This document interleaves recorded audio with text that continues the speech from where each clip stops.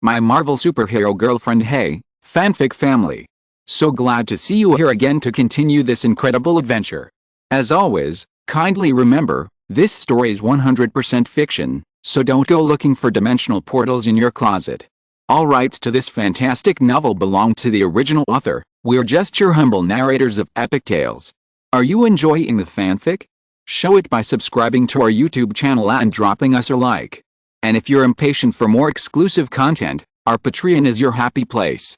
Chapter 51. Return to New York, Encounter. Inside the speeding yellow school bus. Gwen, have you been doing any exercise lately? Like yoga? Nian asked curiously, gently massaging Gwen's delicate feet. The delicate foot in his hand seemed almost boneless, yet through his fingers, through the faintly gleaming black silk, he could clearly feel the subtle muscle resilience of his palms as each time they pressed, the foot rebounding with a subtle force, as if instinctively resisting the invasion. Yes. Gwen bit her lower lip, her whisper as soft as a mosquito's. When did you do it? Nian asked, puzzled, as his fingers began to massage the perfectly slender ankle. He usually went to school with Gwen, but he hadn't seen her participate in any particular intramural sports. Oh, Gwen muttered subconsciously, on the rooftop. No, just occasionally doing calisthenics in my bedroom. Is that so? Nian didn't dwell on it, nor did he have the energy to. His attention was now focused on Gwen's perfect, small left foot. This was even more pleasurable than petting Xiao Wang. In a trance, Nian's hand shifted from rubbing to caressing. His fairly large palm enveloped the entire soft, white foot, then slid upward along the fine black silk. Nian's fingers greedily stretched out, savoring the delicate, smooth feeling at his fingertips. Ouch! The sensation and excitement of this moment far surpassed all the previous ones combined. The girl's entire body felt like it had been struck by lightning, her eyes shimmering with water. Her small mouth, adorned with sharp fangs, opened, biting fiercely on Nian's shoulder. The pain only brought Nian to his senses, and he quickly released Gwen's foot. Ouch! Gwen bit Nian, suppressing the cry he had threatened to scream. Nian smiled wryly and let her bite. The school bus, moving at a steady pace, remained silent, unnoticed. After a long pause, Gwen finally let go, lowering her legs. With a look of shame and indignation on her face, she pretended to be nonchalant as she settled into her seat. I'm sorry, Gwen, I didn't mean to. Nian looked at the girl apologetically, but he didn't explain too much. He couldn't possibly have mistaken her for a young emperor, could he? Gwen didn't respond, nor did she look at Nian. Instead, she calmly extended a finger. Nian understood her meaning instantly and breathed a sigh of relief. I owe you something, right? No problem. As long as it wasn't a leg rub.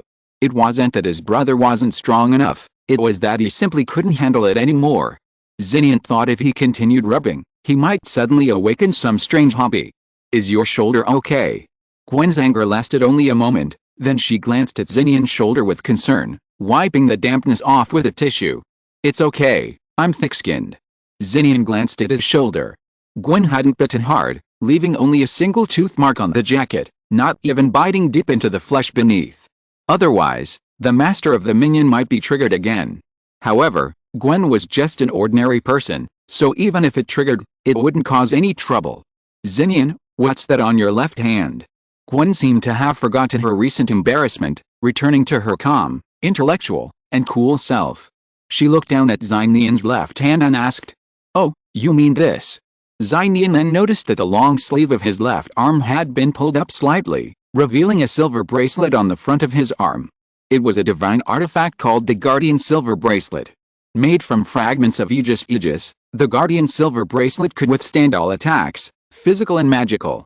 When crossed, it could generate a powerful shield and shockwave. Even for my Aunt Diana, who was adorned with divine armor, the Guardian Silver Bracelet ranked second only to the Sword of Vulcan. Of course, the Guardian Silver Bracelet was a pair, so if only one was present, its power would be greatly reduced. However, precisely because of this, even in a human body, he could barely utilize the basic abilities of this half-artifact. This is a lucky charm my aunt gave me. It's for self-defense outside. Nian smiled, pulling up his sleeve to cover his single protective silver bracelet. Lucky charm. Gwen muttered softly. She felt as if she had seen that peculiar silver bracelet somewhere before. New York, Manhattan. It was already dusk when the school bus arrived at its destination, the bustling downtown area. The warm sunset shone over the tall buildings, and neon lights lit up everywhere. Instructor Rhodes and his mysterious assistant arranged a group dinner at a restaurant and then took the students to check into their apartments in a residential complex. By the time Nian, carrying his backpack, entered his private room, the sunset had completely vanished from the window, and darkness had begun to settle over the city that never sleeps. The first day in New York was almost over before it even began. In the evening, students were free to go out and about, but only on the nearby streets, and had to return to their apartments by 10 p.m. for the instructors to conduct a dormitory check. The instructors wouldn't officially organize the group outing until tomorrow. Nian sat on his twin bed in his room, just as he pulled out his phone to text to his aunt about his safe arrival in New York, when there was a knock at the door. He opened it and saw who else but Gwen. However, the girl had already showered, her short blonde hair still half dried, and she was dressed in a sophisticated, elegant dress. As Nian opened the door, Gwen folded her arms and said, "Come with me to buy clothes. That's all I want in return." "Didn't you bring enough clothes?" Nian scratched his head. "Not yet." Gwen stopped mid-sentence, glared at him, and then turned and headed downstairs. Confused, Nian grabbed his phone and house key and followed her out the door. On the bustling pedestrian street, Nian followed Gwen through several clothing stores until Gwen finally picked out a dress she liked. It seemed Nian had finally come to her senses and paid for it with half a month's allowance. The effect was remarkable. Seeing Gwen clutching the package containing the skirt the entire way, clearly no longer angry, Nian also smiled. However, just as Nian and Gwen were returning to their apartment after shopping, they reached a relatively secluded residential area. Amidst the heavy, rapid breathing and the clatter of footsteps, a silver-haired boy wearing goggles approached from behind. The boy suddenly and discreetly thrust a woman's handbag into Gwen's hands, then pretended to hold the bag with his hands and, panting, sprinted off in the other direction. Before Nian and Gwen could react, a large, bearded man sprinted by, catching up with the boy before he could even escape the street. "Kid, where's my bag?" The bearded man angrily grabbed the boy's shoulder. "That's not yours, you stole it from someone else." The silver-haired boy protested stubbornly. "Really?" The bearded man, furious, grabbed the boy by the collar and dragged him into a dark alleyway devoid of traffic surveillance. "Nian, take this." Gwen saw this and stuffed the clothes and bag into Nian's hands, and quickly rushed to the alley. After taking a look at the things in his hand, Nian followed without hesitation. Chapter 52, The Most Vicious Boss. In a dark, unsurveilled alley, a bearded man dragged the silver-haired boy into the alley. His rough hands suddenly grasped the boy's neck, forcing his tiny body against the wall. As the hands inched upward, the boy's feet began to lift off the ground, and he began to struggle violently. He pried against the hands with his hands, but the disparity in strength between a strong adult man and a 13-year-old boy was too great. "If you don't hand over your things, I'll crush you to death," the bearded man whispered hoarsely. Bad guy," the silver-haired boy whimpered. "You're really looking for death?" A fierce look flashed in the bearded man's eyes. Just as he was about to teach the boy a lesson he would never forget, a beautiful figure suddenly appeared at the entrance of the alley. "Let him go." The short-haired girl looked at him coldly, shouting with the force of a police officer. "Oh? Another girl?" The bearded man's eyes flickered with lust as he took in the girl's delicate face and graceful, youthful figure. But before she could take a second look, a black-haired boy entered the alley. He stood in front of the girl, intentionally blocking the bearded man's view. "This is what you wanted, right? Here you go. Let him go." He faced the bearded man and showed him the woman's handbag. "That's right," the bearded man said fiercely, loosening his grip and letting the panting silver-haired boy sit on the ground. "Nian, why are you here too?" Gwen gently crouched behind Nian. The girl didn't panic, but instead felt a warm warmth. "I can't let a girl like you face this," Nian whispered, turning back and giving her a reassuring look. "Give it to me." The tall, muscular bearded man approached Nian, only glancing at the handbag, his gaze flickering to Gwen behind him. "Take it." Nian's face was calm, holding the handbag in front of his chest with his right hand. He stood behind Nian. Gwen narrowed her eyes, her right wrist slightly raised. Even if it meant exposing her abilities, she wouldn't allow anyone to harm Nian. The bearded man approached Nian and instinctively reached out to grab it, but Nian suddenly let go. The man's attention was focused on the bag falling to the ground. Nian suddenly moved. He flew up and kicked the man hard in the stomach. It must be said that those days of special training on Paradise Island finally came in handy at this moment. The bearded man groaned in pain after being kicked in the stomach by the young man with all his strength, and fell backwards, clutching his stomach with both hands. Nian didn't attack, but once he did, he wouldn't stop until the man lost the ability to fight.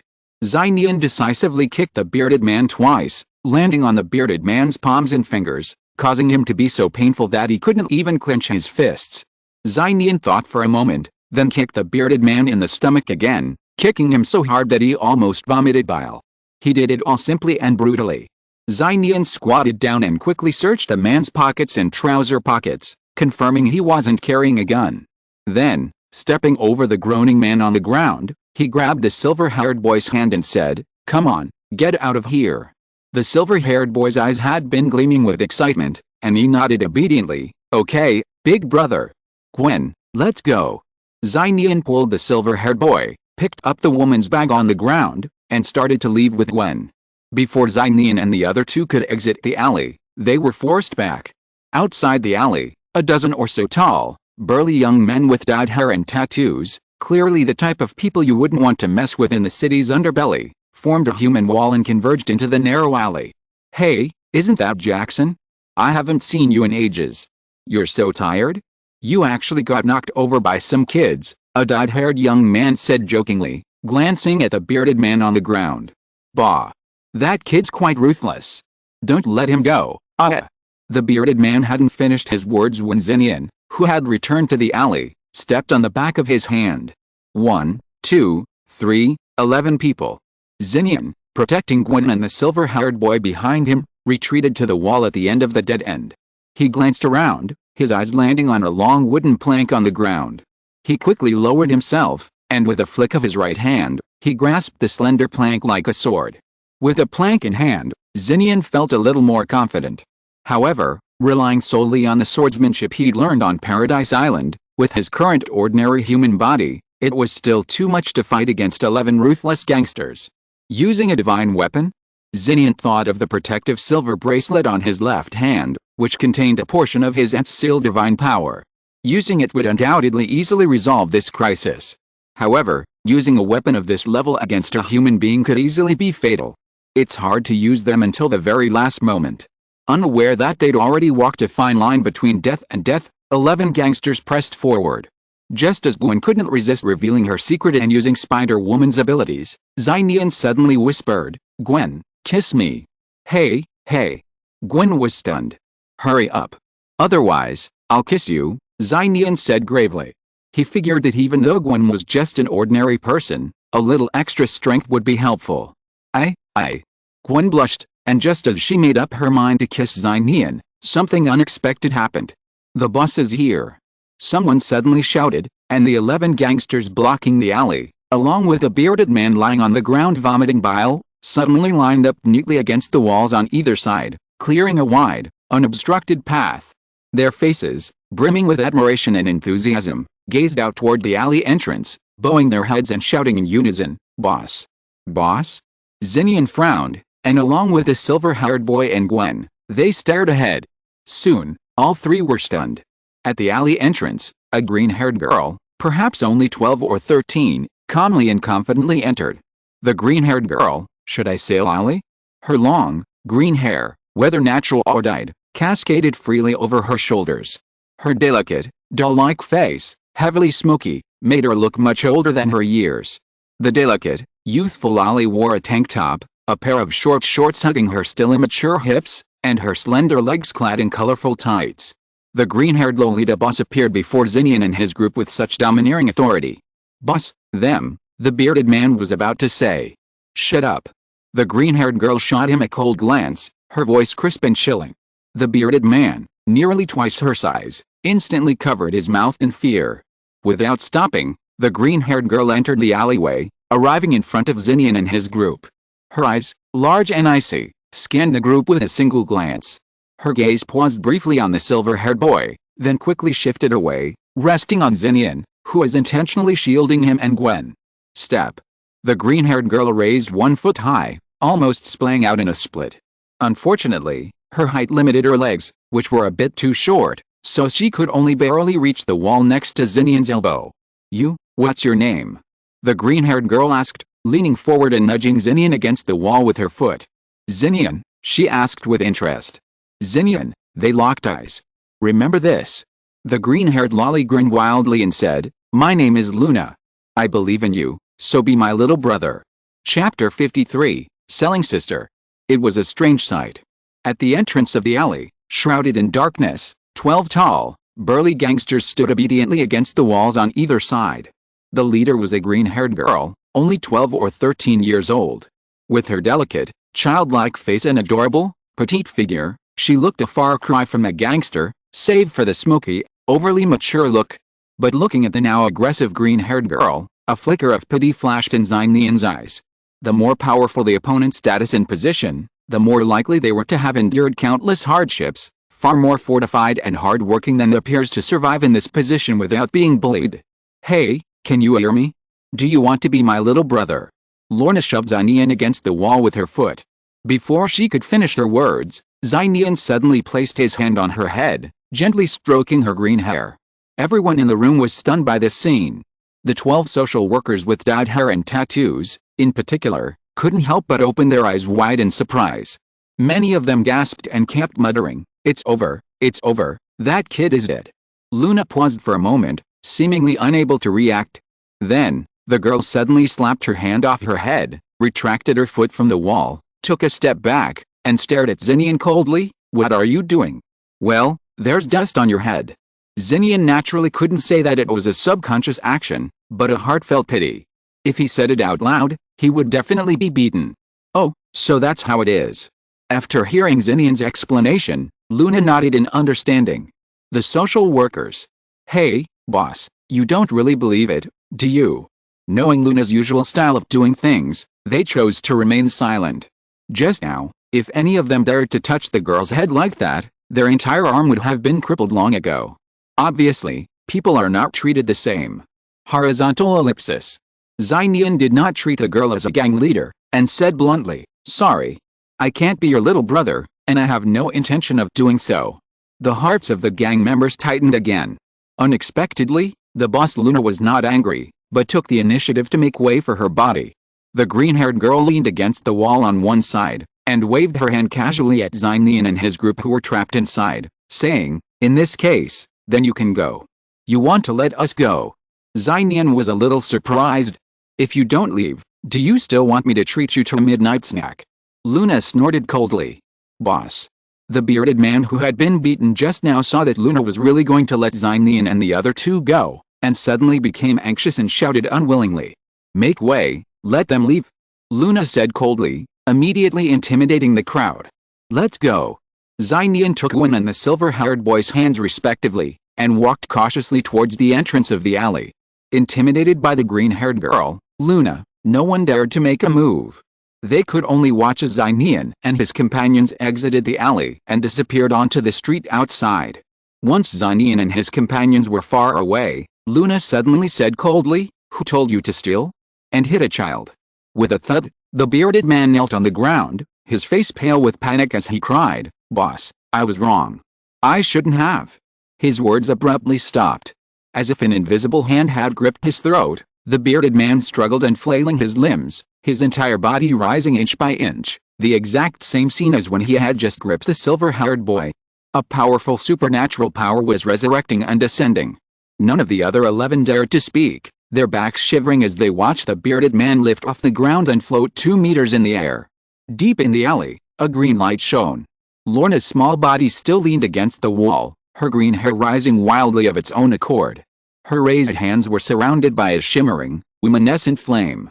10 seconds passed. The bearded man lay sprawled in the alley, like a dead dog, breathing heavily, tears, snot, and saliva streaming down the floor. There won't be a next time, Lorna's childish, yet icy voice echoed. Yes, boss.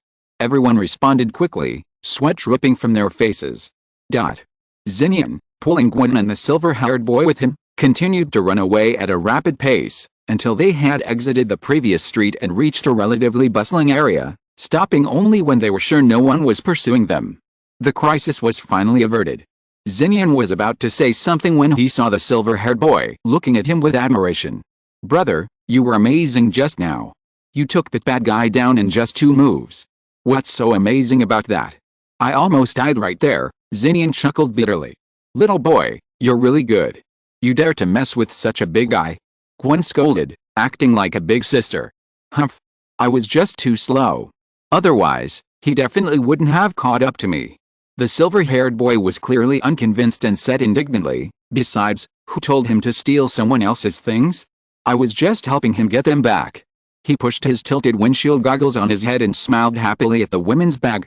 "Not bad. When you grow up, you'll definitely run faster than him," Gwen encouraged. "Of course." The silver-haired boy patted his chest confidently, glanced at Nian again, and suddenly remembered something and introduced himself. "Brother, my name is Pete Django Maximov." "Pete, right." Nian said that he knew, touched his fluffy silver hair and said, "It's late, you shouldn't hang out outside alone, go home, I'll hand over the bag to the local police station." "Okay." Pete handed the women's bag to Nian, and suddenly pulled Nian aside, stuffed a piece of paper into him, and whispered mysteriously, "Brother, let me introduce you to my sister, she is definitely better than the one next to you." "This?" Nian was stunned. "Ah." Pete suddenly felt pain, but it was Gwen who walked up to him with a smile, pinched his ear with her hand, stared at him and said, "Little boy, what are you talking about?" No, it's nothing." As Pete said this, he suddenly broke free from Gwen's hand and ran away along the street. Halfway through the run, he turned around and waved, saying, "Brother, remember this. My sister is great. Are kids these days so precocious?" Gwen gnashed her fangs slightly and said through gritted teeth, "I should have known not to save him. Just a kid." Nian couldn't help but laugh. He lowered his head and glanced at the piece of paper in his hand, which had a detailed address and phone number written on it. Gwen had an inexplicable sense of foreboding, just like when she saw Kara, and couldn't help but say, "Nian, you're not really planning to get to know the sister he's talking about, are you? How is that possible?" Nian shook his head and casually put the piece of paper given by Pete into his pocket. Chapter 54 Twins, New York Shock. Under the neon lights, a graceful girl, approximately 13, stood waiting at the intersection. Had Nian been there, he would have noticed a slight resemblance between her and the green-haired leader he had encountered earlier. However, the girl now waiting had waist-length hair of vibrant red. Her face was just as delicate and beautiful as a doll, but without even a smudge of lipstick or eye makeup, let alone smoky eyes. Her complexion was as clean as the white, tender flesh of a freshly peeled fruit. The red-haired girl, also wearing a simple school skirt, looked elegant and composed, possessing the qualities of a beauty despite her youth. "Wanda!" A distant shout echoed. Peter, with his silver hair waving, sprinted quickly towards the red-haired girl. Wanda said nothing, simply looking at Peter calmly. Peter, previously fearless and daring enough to challenge social thugs, drooped like a roasted eggplant upon seeing his sister's gaze. It seemed as if Pete was the younger brother. "I was born 12 minutes earlier." Pete, feeling unconvinced, was just about to assert himself.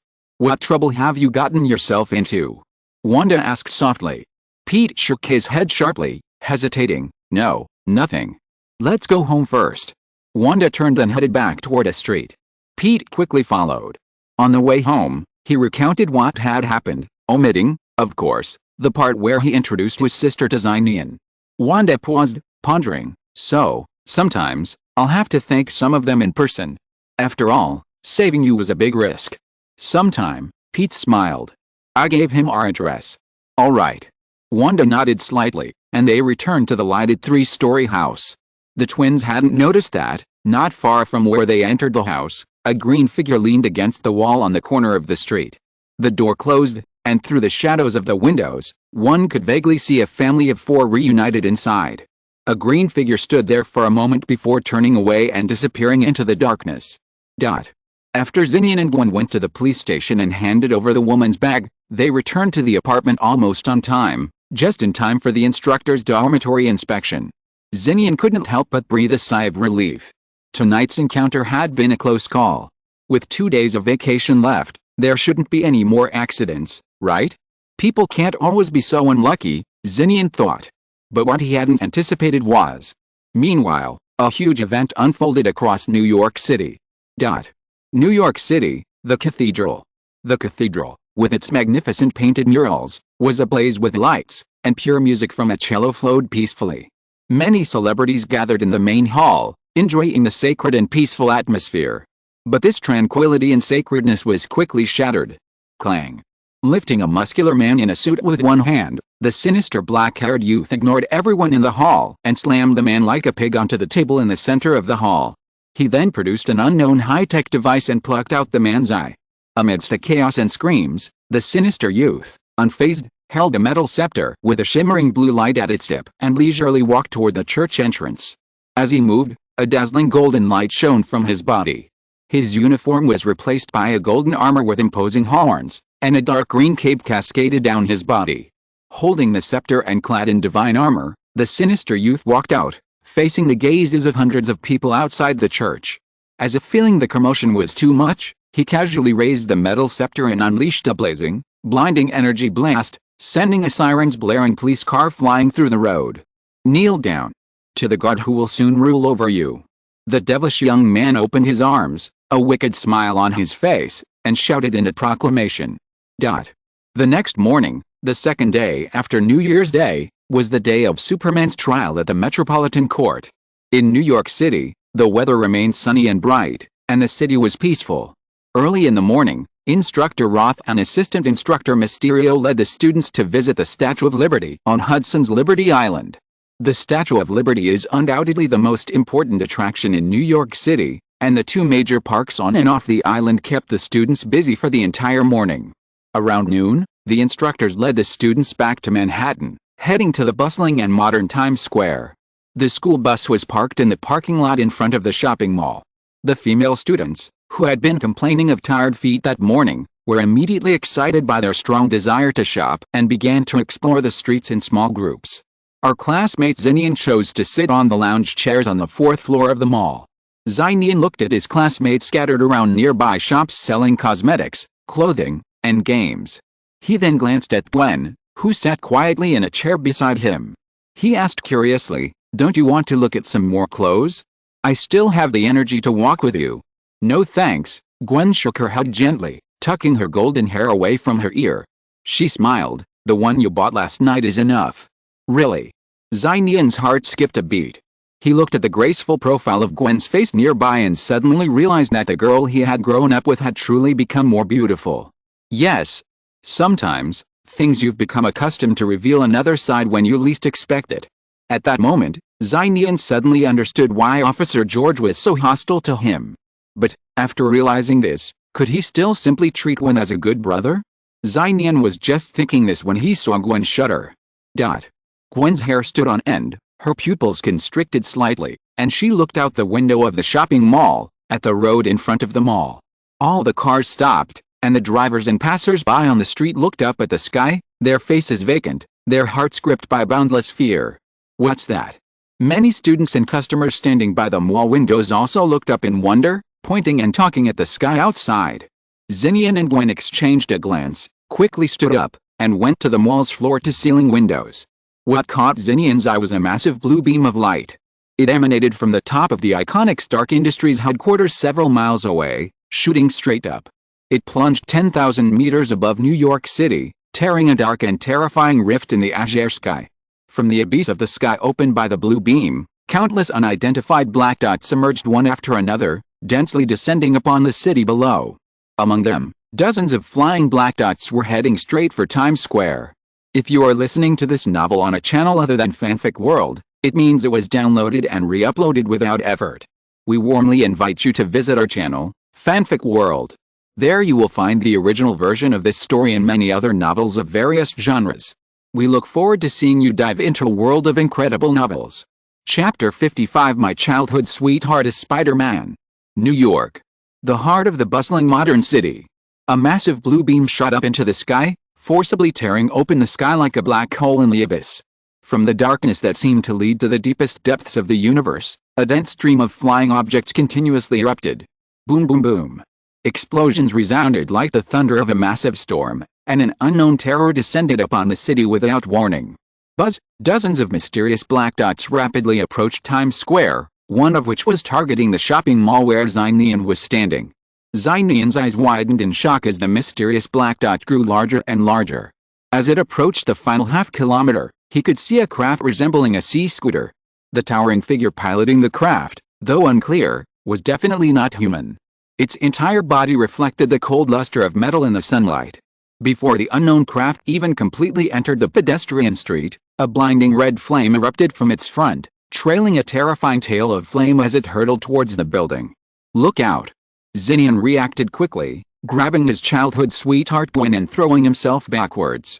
Simultaneously, a terrifying explosion and shockwave erupted through the building's exterior wall between the 3rd and 4th floors, shattering the windows and the seemingly solid reinforced concrete. The floor at the edge of the 4th floor also collapsed with a rumbling sound. Bang! The blast swept inward, carrying shattered building debris. Flames began to burn in the gaping hole in the building's facade, and thick black smoke quickly filled the mall's interior. Ahem. "Gwen, are you okay?" Nian coughed a few times, his ears ringing as he sprawled on the ground. The floor in front of him had already collapsed, leaving him feeling like he was on the edge of a precipice. But it was too late to care. Just then, as Nian had thrown Gwen to the ground, the girl in his arms suddenly twisted herself, acting as a human shield, her soft body protecting Nian's back. Therefore, Nian himself was unharmed. He eagerly stood up and glanced around. The thick smoke only allowed visibility within 2 meters, and Gwen was nowhere to be seen. No way. Nian's heart skipped a beat. Tramp. Just then, a tall figure leaped in from outside the shopping mall, landing on the 4th floor not far from Nian with a heavy, metallic clang.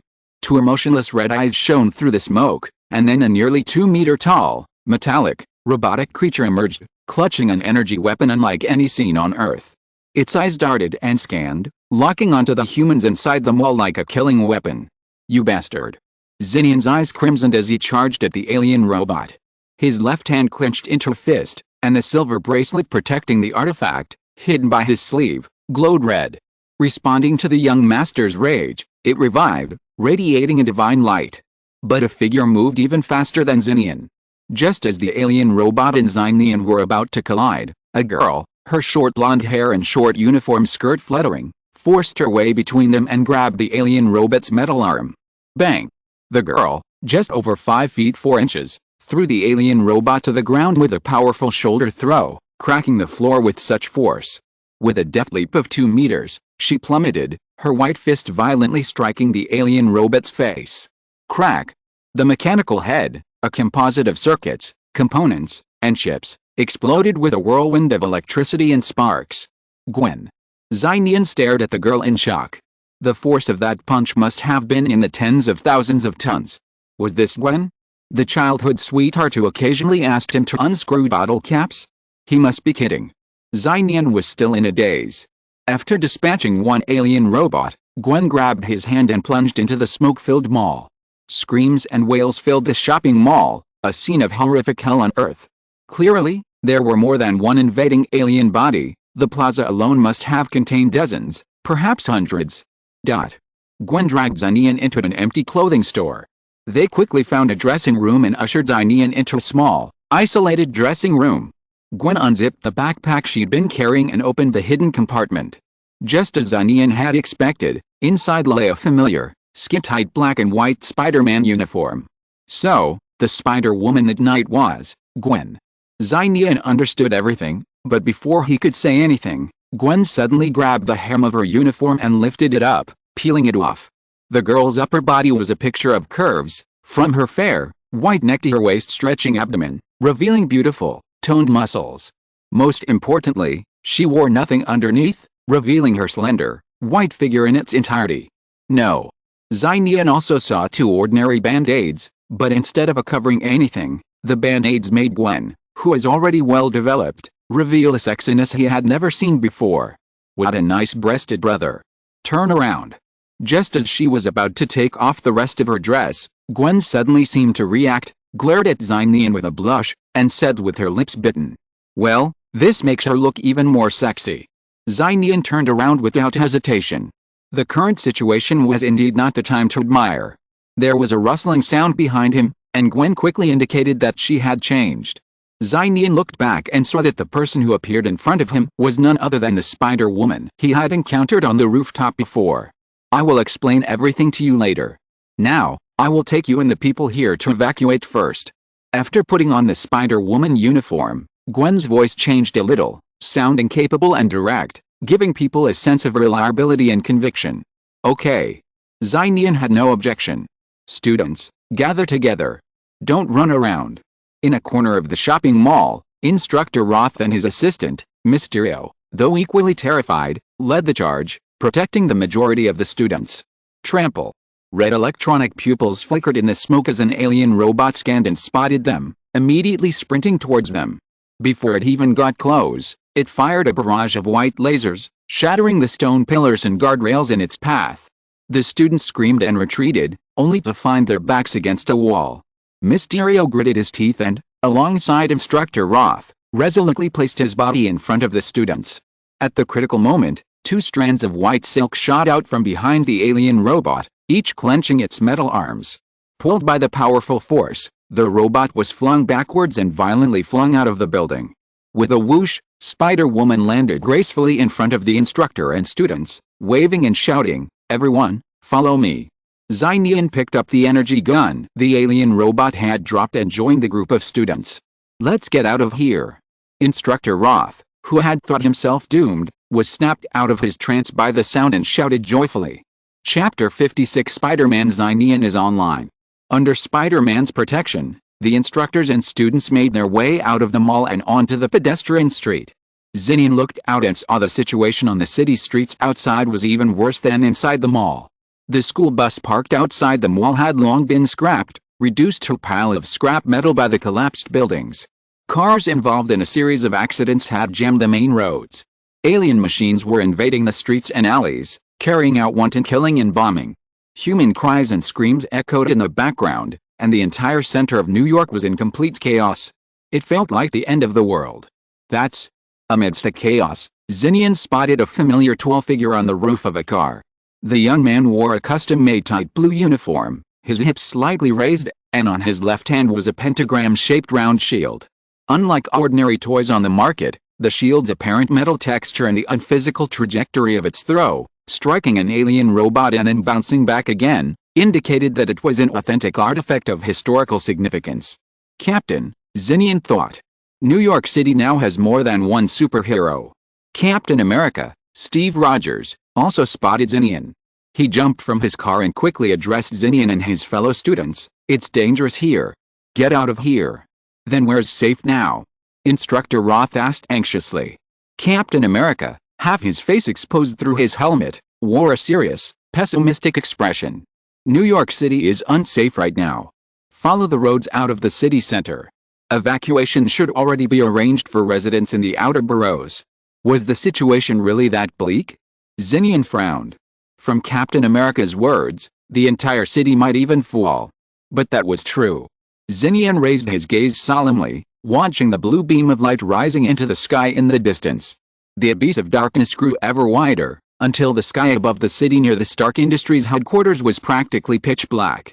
Deafening thunder roared across the area from time to time. Lightning from a clear sky struck down a vast swath of flying alien aircraft. Clearly, there were other, unknown, extraordinary heroes holding back the alien invasion. The alien mechanical forces now invading New York were barely manageable for the station's superheroes, but as long as the cave entrance remained unsealed, the alien machines would continue to multiply in number. This was the second, and largest, alien invasion in modern human history. Nian handed the energy gun he had found to his instructor. Firstly, he had no shooting experience, and secondly, he had the silver bracelet, a divine artifact, which was far more effective than the alien energy guns. With New York's superheroes and the alien forces fighting together, and with Spider-Woman's covert protection, Nian, his classmates, and his instructor safely evacuated the central city, which had become a battlefield. They retreated 10 kilometers. This part of the city hadn't shown any signs of alien invasion yet. A large number of police officers struggled to maintain traffic along the roadsides. The main roads were clogged with vehicles and pedestrians, carrying large and small bags as they continued their evacuation along the roads leading out of New York City. Instructor Roth, his energy gun strapped to his chest, addressed his assistant and a group of students. "Baker, lead the students here and continue evacuating the city." "Roth, you're staying," the mysterious Baker exclaimed in surprise. Instructor Roth firmly stated, "Some students have been separated from the main force and remain in the city. As the instructor, I must stay here to find them and get them out." "Okay." Seeing his resolve, Baker sighed and gave up trying to persuade him. "Wait, where's Nian?"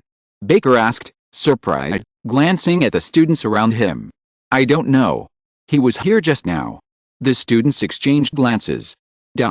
In the outer city, in an alley not far from the main road, Nian entered the area alone. As shadows flickered on the wall, Spider-Woman, dangling from white silk threads, descended upside down 2 meters below. "You still want to return to the city, right?" Nian asked, looking at Spider-Woman. Spider-Woman nodded and whispered, "There's still a lot of people there who didn't have time to evacuate." "I knew it," Nian said, unsurprised. It wasn't just one who, like Officer George, shared a deep hatred for evil. Even when faced with hatred, as Spider-Woman, she had chosen to confront it. Now, Spider-Woman naturally wouldn't back down. "Then go ahead. Do what you want to do," Nian thought for a moment, then encouraged. But Spider-Woman, previously resolute and calm, hesitated. "You're worried about me," Nian said helplessly. Any other Gwen would have arrogantly denied it, but now she wasn't Gwen, she was Spider-Woman Gwen. "So," she said firmly, "yes. Then I'll tell you a secret, too." Nian smiled. He suddenly reached forward and pulled Spider-Woman's mask slightly back, lowering it to the level of her prominent nose. What appeared before Nian's eyes was a petite, delicate half-face of a young girl, half girlish, half spiderhood. "What's the secret?" Spider-Woman asked curiously. Before she could finish her words, Nian leaned forward and gently kissed the corner of her lips. But that didn't seem to satisfy the conditions for triggering her ability. After all, there was no medium. Nian paused, and as he hesitated, Spider-Woman's lips parted slightly, like a small dessert ready for tasting. There was no need to hesitate. Nian adjusted his mouth to cover the girl's soft lips, seeking the medium needed for his ability. Gwen was truly Spider-Woman. Not only was her body flexible on the outside, but her inner self was also incredibly flexible. For a moment, Nian felt like he was tasting the most precious, fragrant and soft jelly sandwich. At the same time, his body began to undergo subtle changes. His pupils shrank slightly. The hairs all over his body stood up sharply, and he was sensitive to everything around him. Tough biceps and abdominal muscles that even bodybuilders could hardly possess were revealed one by one on his body. "Huh?" Spider-Woman Gwen opened her eyes wide and stared at Nian in disbelief. She could feel the changes in Nian even more. After all, at this moment, her spider sense took effect strongly. Spider-Woman's physique told her that the person in front of her was one of her own kind. "There's nothing to worry about then," Nian said after parting his lips and gaining the Super Spider ability. Chapter 57 Super Spider's Abilities. Hey, were you bitten by a spider too? Spider-Gwen, hanging upside down in the air, was in a state of confusion. She stared at Nian, who possessed super spider powers, momentarily ignoring his sudden kiss. Nian spread his hands and said, "This is my hidden ability. Through our contact just now, I briefly possessed yours." He paused, then continued, "Remember that person you met on the rooftop last week? That was me." "You're that pervert," Spider-Woman exclaimed. Then, as if realizing it, she covered her mouth tightly, blushing, and said, "So, if you kiss a girl, you gain her powers." "Oh, well, it's something like that." Nian felt a little guilty, so he naturally couldn't tell the truth. All it took was physical contact and the exchange of fluids. Of course. Through the direct channel of a kiss, combined with sufficient mediators, Nian's acquired abilities would be more complete, stable, and long-lasting. This was verified on Paradise Island. Spider-Woman's brow furrowed suddenly. "So, whose abilities did you acquire last time?" "Oh, this." Nian's eyes widened, realizing he and Spider-Woman were focusing on different things. Just then, the ground suddenly trembled and shook, and the sky roared with thunder and roars, indirectly saving Nian's life. "What's that?"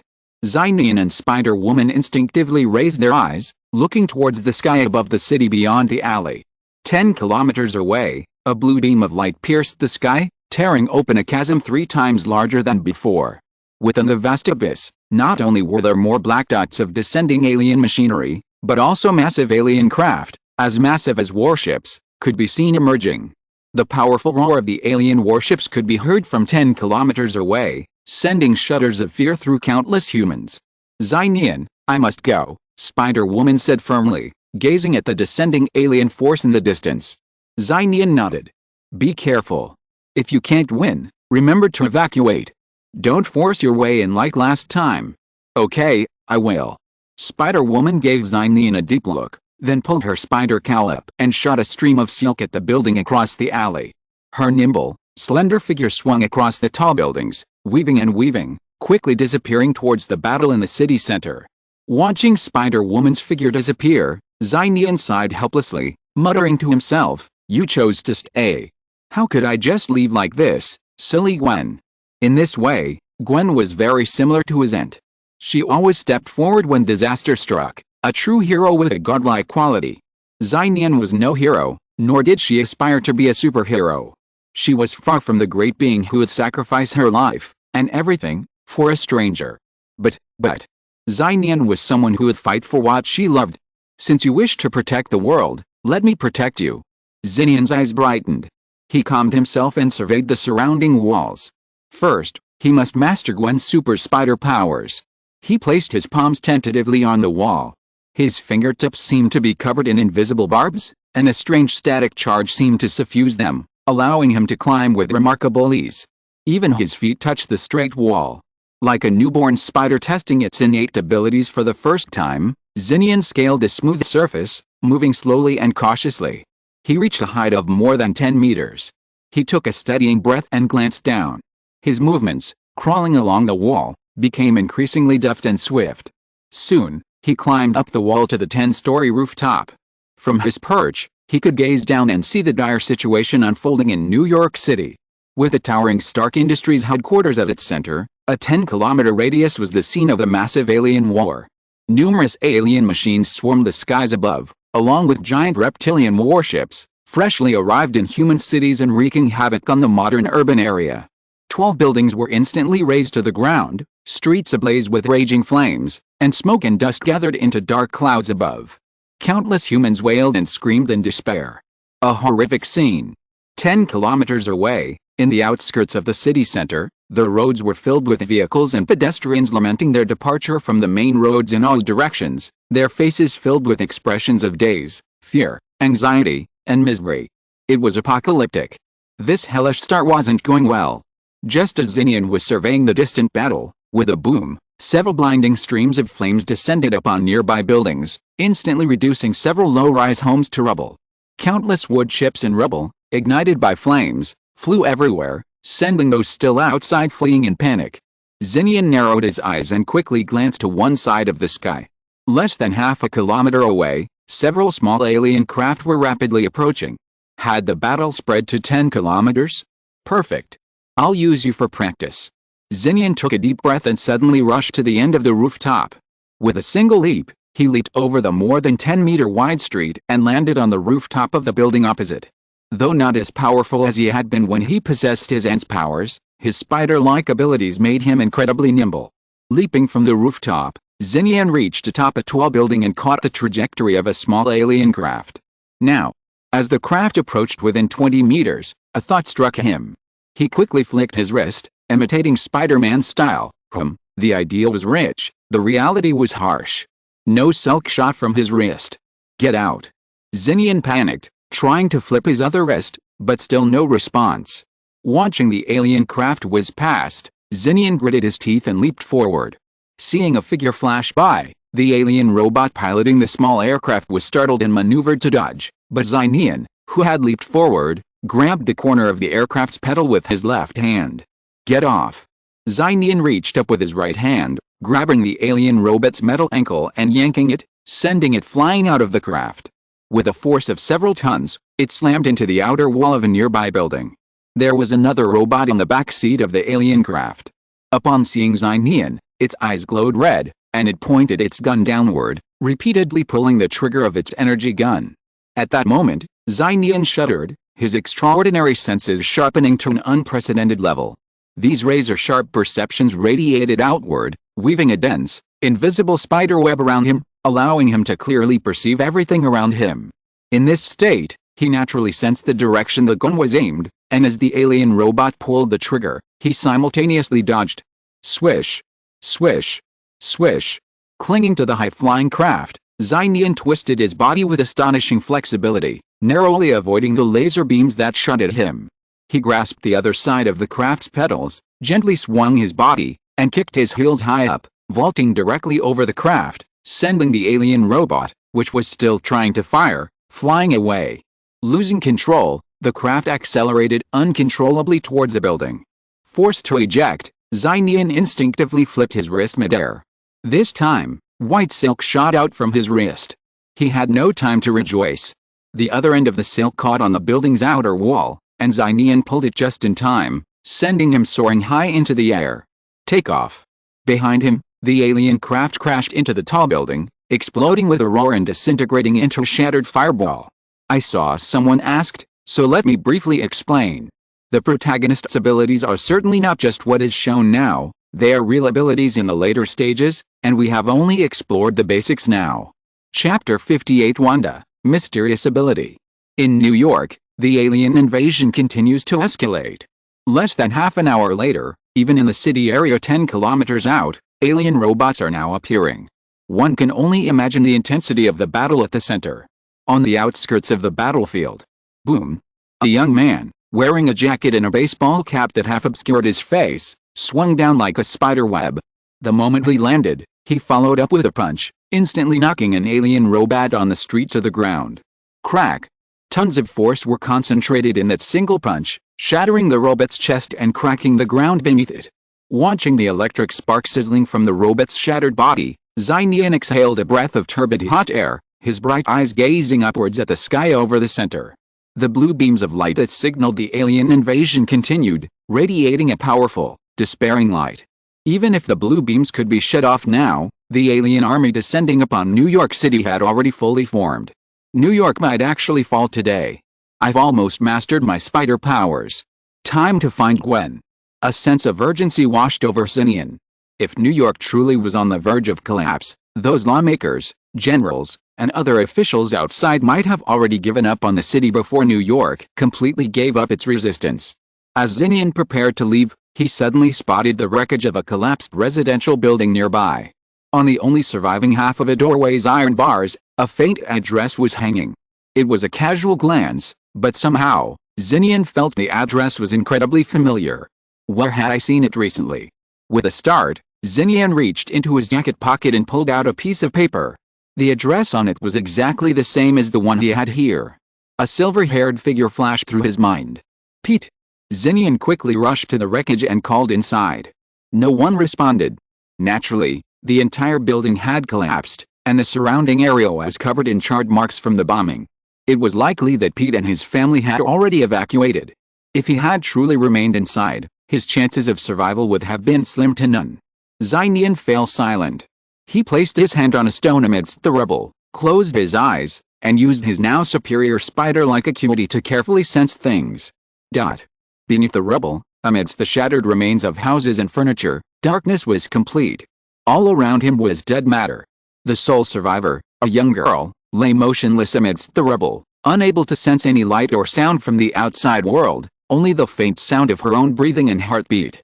Even the air was thin. The girl experienced firsthand what it felt like to wait for death alone. Her only hope was that her twin brother hadn't been home before the explosion. The girl's consciousness began to fade. Crack. Had she heard correctly? Suddenly, the girl, startled awake, forced her eyes open, faintly hearing the sounds of things being turned over outside. I'm here. The girl opened her mouth, trying to scream, but she was so weak that her voice was barely audible. But the rustling sound grew more pronounced, as if the man knew the girl was there. Until, a bright light from outside shone in. The girl opened her eyes wide, and was greeted by a gentle young man's face. Horizontal ellipsis. Nian forced his way through the rubble and saw, buried deep in a crevice, A red-haired girl. Would lolly be a more appropriate term? The girl, about 13, was wearing a winter dress, her body covered in dirt and dust. Nian didn't care. He carefully picked the girl up and asked, "What's your name?" "Wanda." The red-haired girl said weakly. "You're Pete's sister, right?" Nian suddenly realized. Sister. Little Wanda was stunned for a moment, lying in Nian's arms like a wounded rabbit. Finally, she nodded timidly and whispered, "Who are you?" "Nian Prince. I met Pete last night." "I wonder if he mentioned me," Nian said. "Yes." Little Wanda stared blankly at Nian, having never imagined that the man her brother had mentioned yesterday would save her life again today. "Pete isn't home, is he?" Nian asked, needing confirmation. "No." Little Wanda shook her head with difficulty, then suddenly realized something. She stared at Nian, struggling to look around. "My parents. I'm sorry."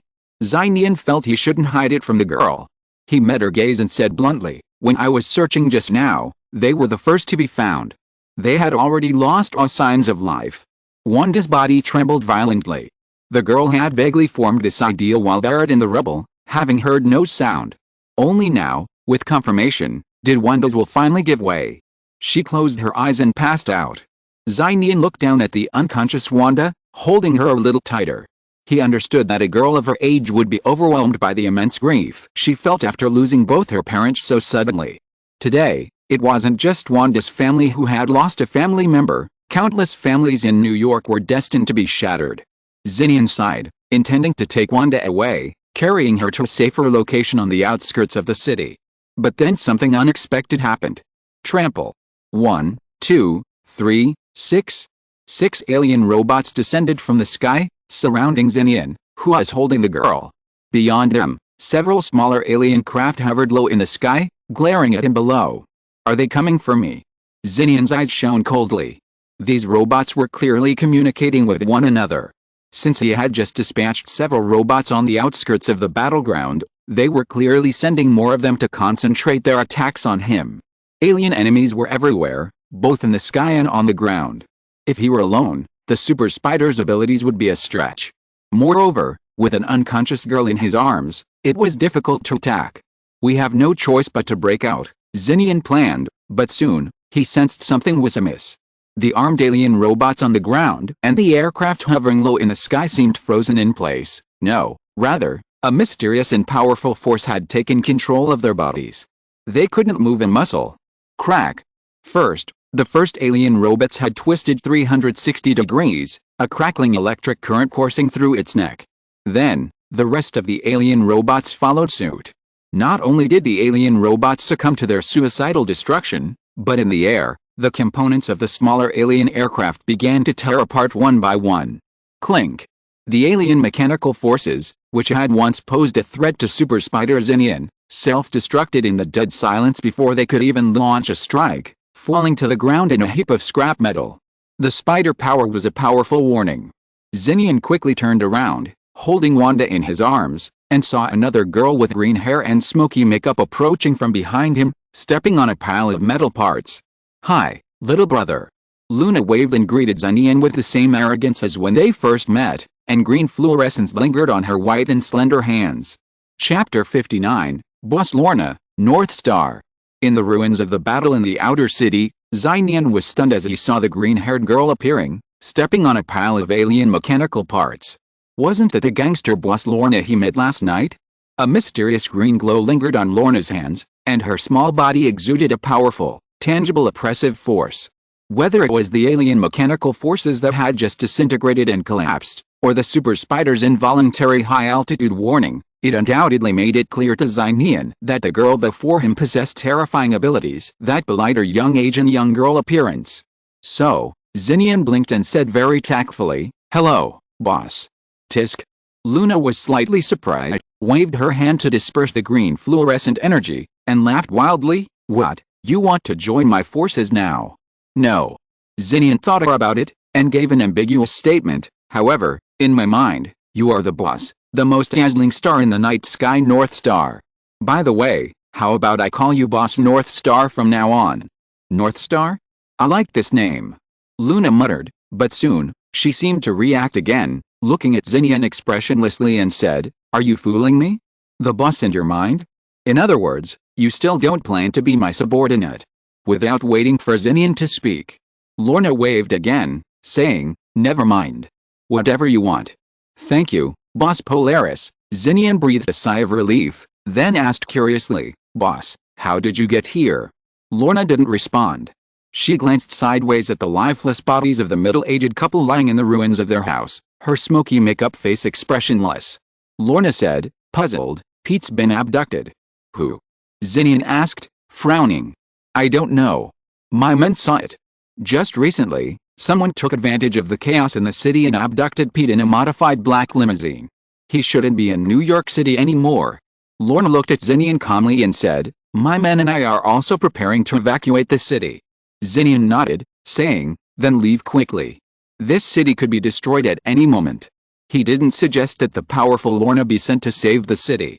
Faced with a current alien invasion, everyone has their own choices. Even if someone's powerful enough, choosing to evacuate is understandable, as long as they're not taking advantage of the crisis to cause trouble. Would you like to leave with us? I'm here, and I can ensure your safe departure from New York, Lorna said confidently, with every ounce of confidence she could muster. No, my friend's still in the middle of the battle in the city center, and I have to go in and find her, Xinian flatly declined. He gestured to Wanda, who was in his arms. If possible, please take her to a safe place.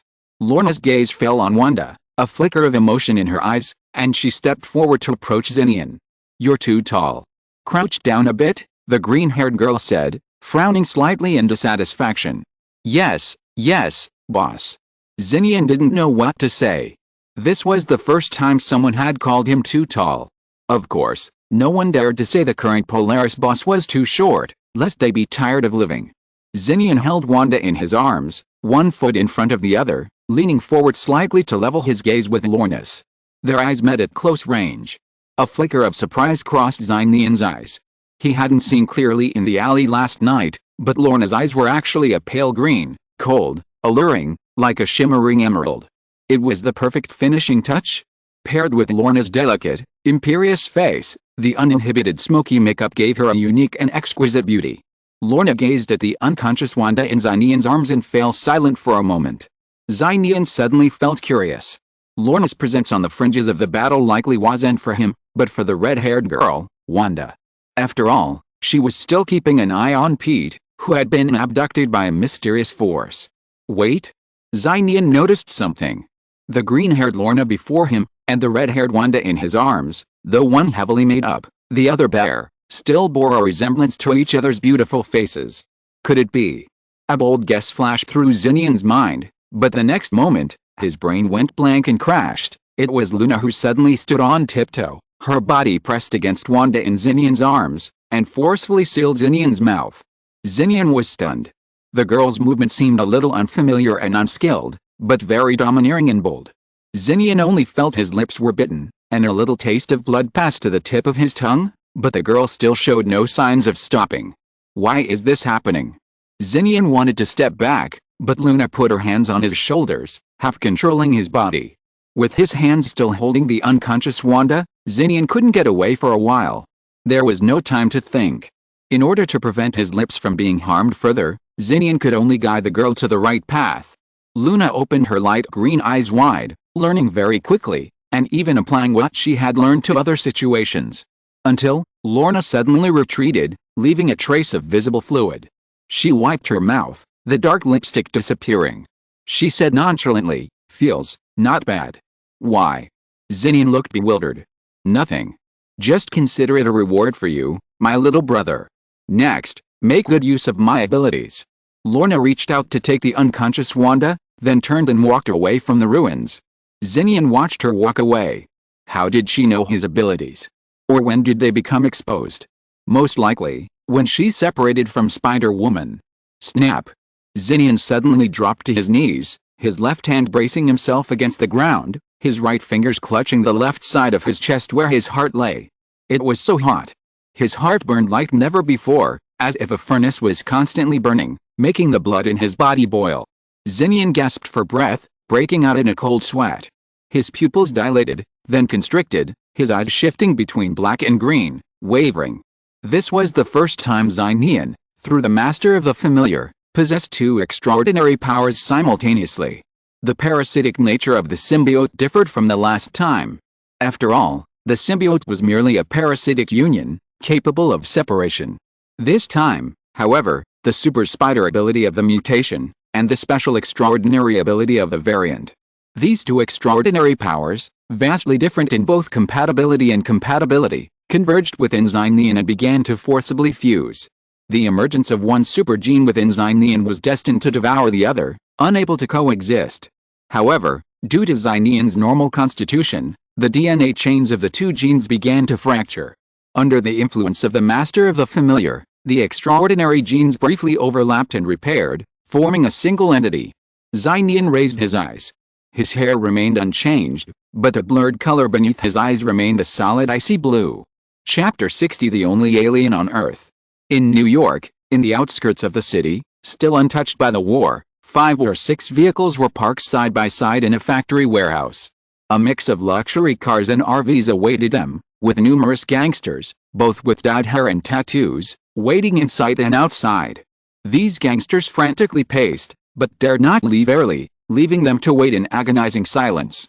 Then, Lorna, carrying the unconscious Wanda, entered the warehouse. The bus is back. The bus is finally here. The aliens are almost here. We can finally get out of this hellhole. Gang members, both male and female, exclaimed in ecstasy. One of the tattooed young men stepped forward and reported to Lorna with a, "Boss, the cars are ready. We've got full tanks of gas, guns, and cash. The license plates are official police license plates. No one will dare stop us from leaving the city." Lorna nodded calmly. She placed the unconscious Wanda on a bed in the RV, then stepped out, leaning against the door with her arms folded. Outside the car, the gang members preparing to depart all stared at her, bewildered. Lorna pulled out a pack of cigarettes and a metal lighter, lit the cigarette between her lips, and exhaled a puff of white smoke. "We're not leaving." "Boss, what did you say?" Everyone on the scene was stunned. "Wait a moment, there's no need to rush." Lorna raised her pale green eyes, puffing out mist, and looked towards one side of the city. New York, in the central battle zone of the city, a retro building not much different from an ordinary church. On the rooftop, a bald woman in a spotless yellow robe wore a calm expression. One hand clasped behind her waist, the other bearing a strange golden circular mark.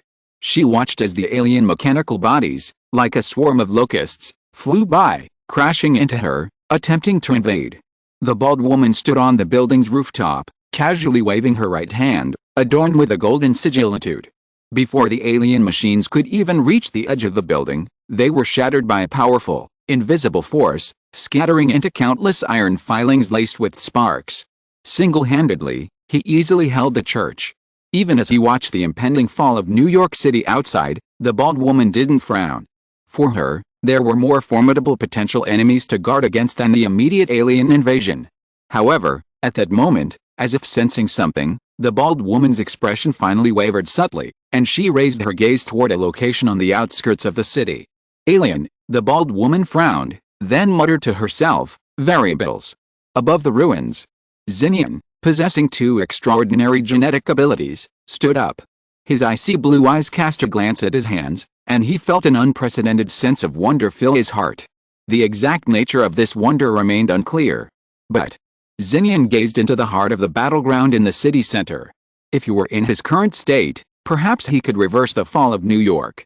With this thought in mind, Nian headed towards the central battlefield. He entered the 10-kilometer urban zone, the boundary between the inner and outer zones. The power supply in this part of the city had been completely cut off. Humans had long since evacuated, leaving behind only buildings, vehicles, and a strewn of shoes and other belongings. The entire street was untouched, and thick smoke rose from everywhere. Crack, crack, crack. Besides alien robots piloting small flying vehicles, there were also crawling alien mechanical creatures roaming the now declared occupied city, searching and preying on any remaining humans who had taken refuge. Suddenly, some of the alien mechanical creatures searching within the wreckage of the buildings raised their sharp metal heads, their eyes flashing with red, electronic light, gazing out at the highway. On the deserted, devastated pedestrian street, a young human with black hair and blue eyes paced forward, His head bowed in thought as he delved deeper into the city's inner battlefield, seemingly unaware of the terrifying alien presence lurking. Bang!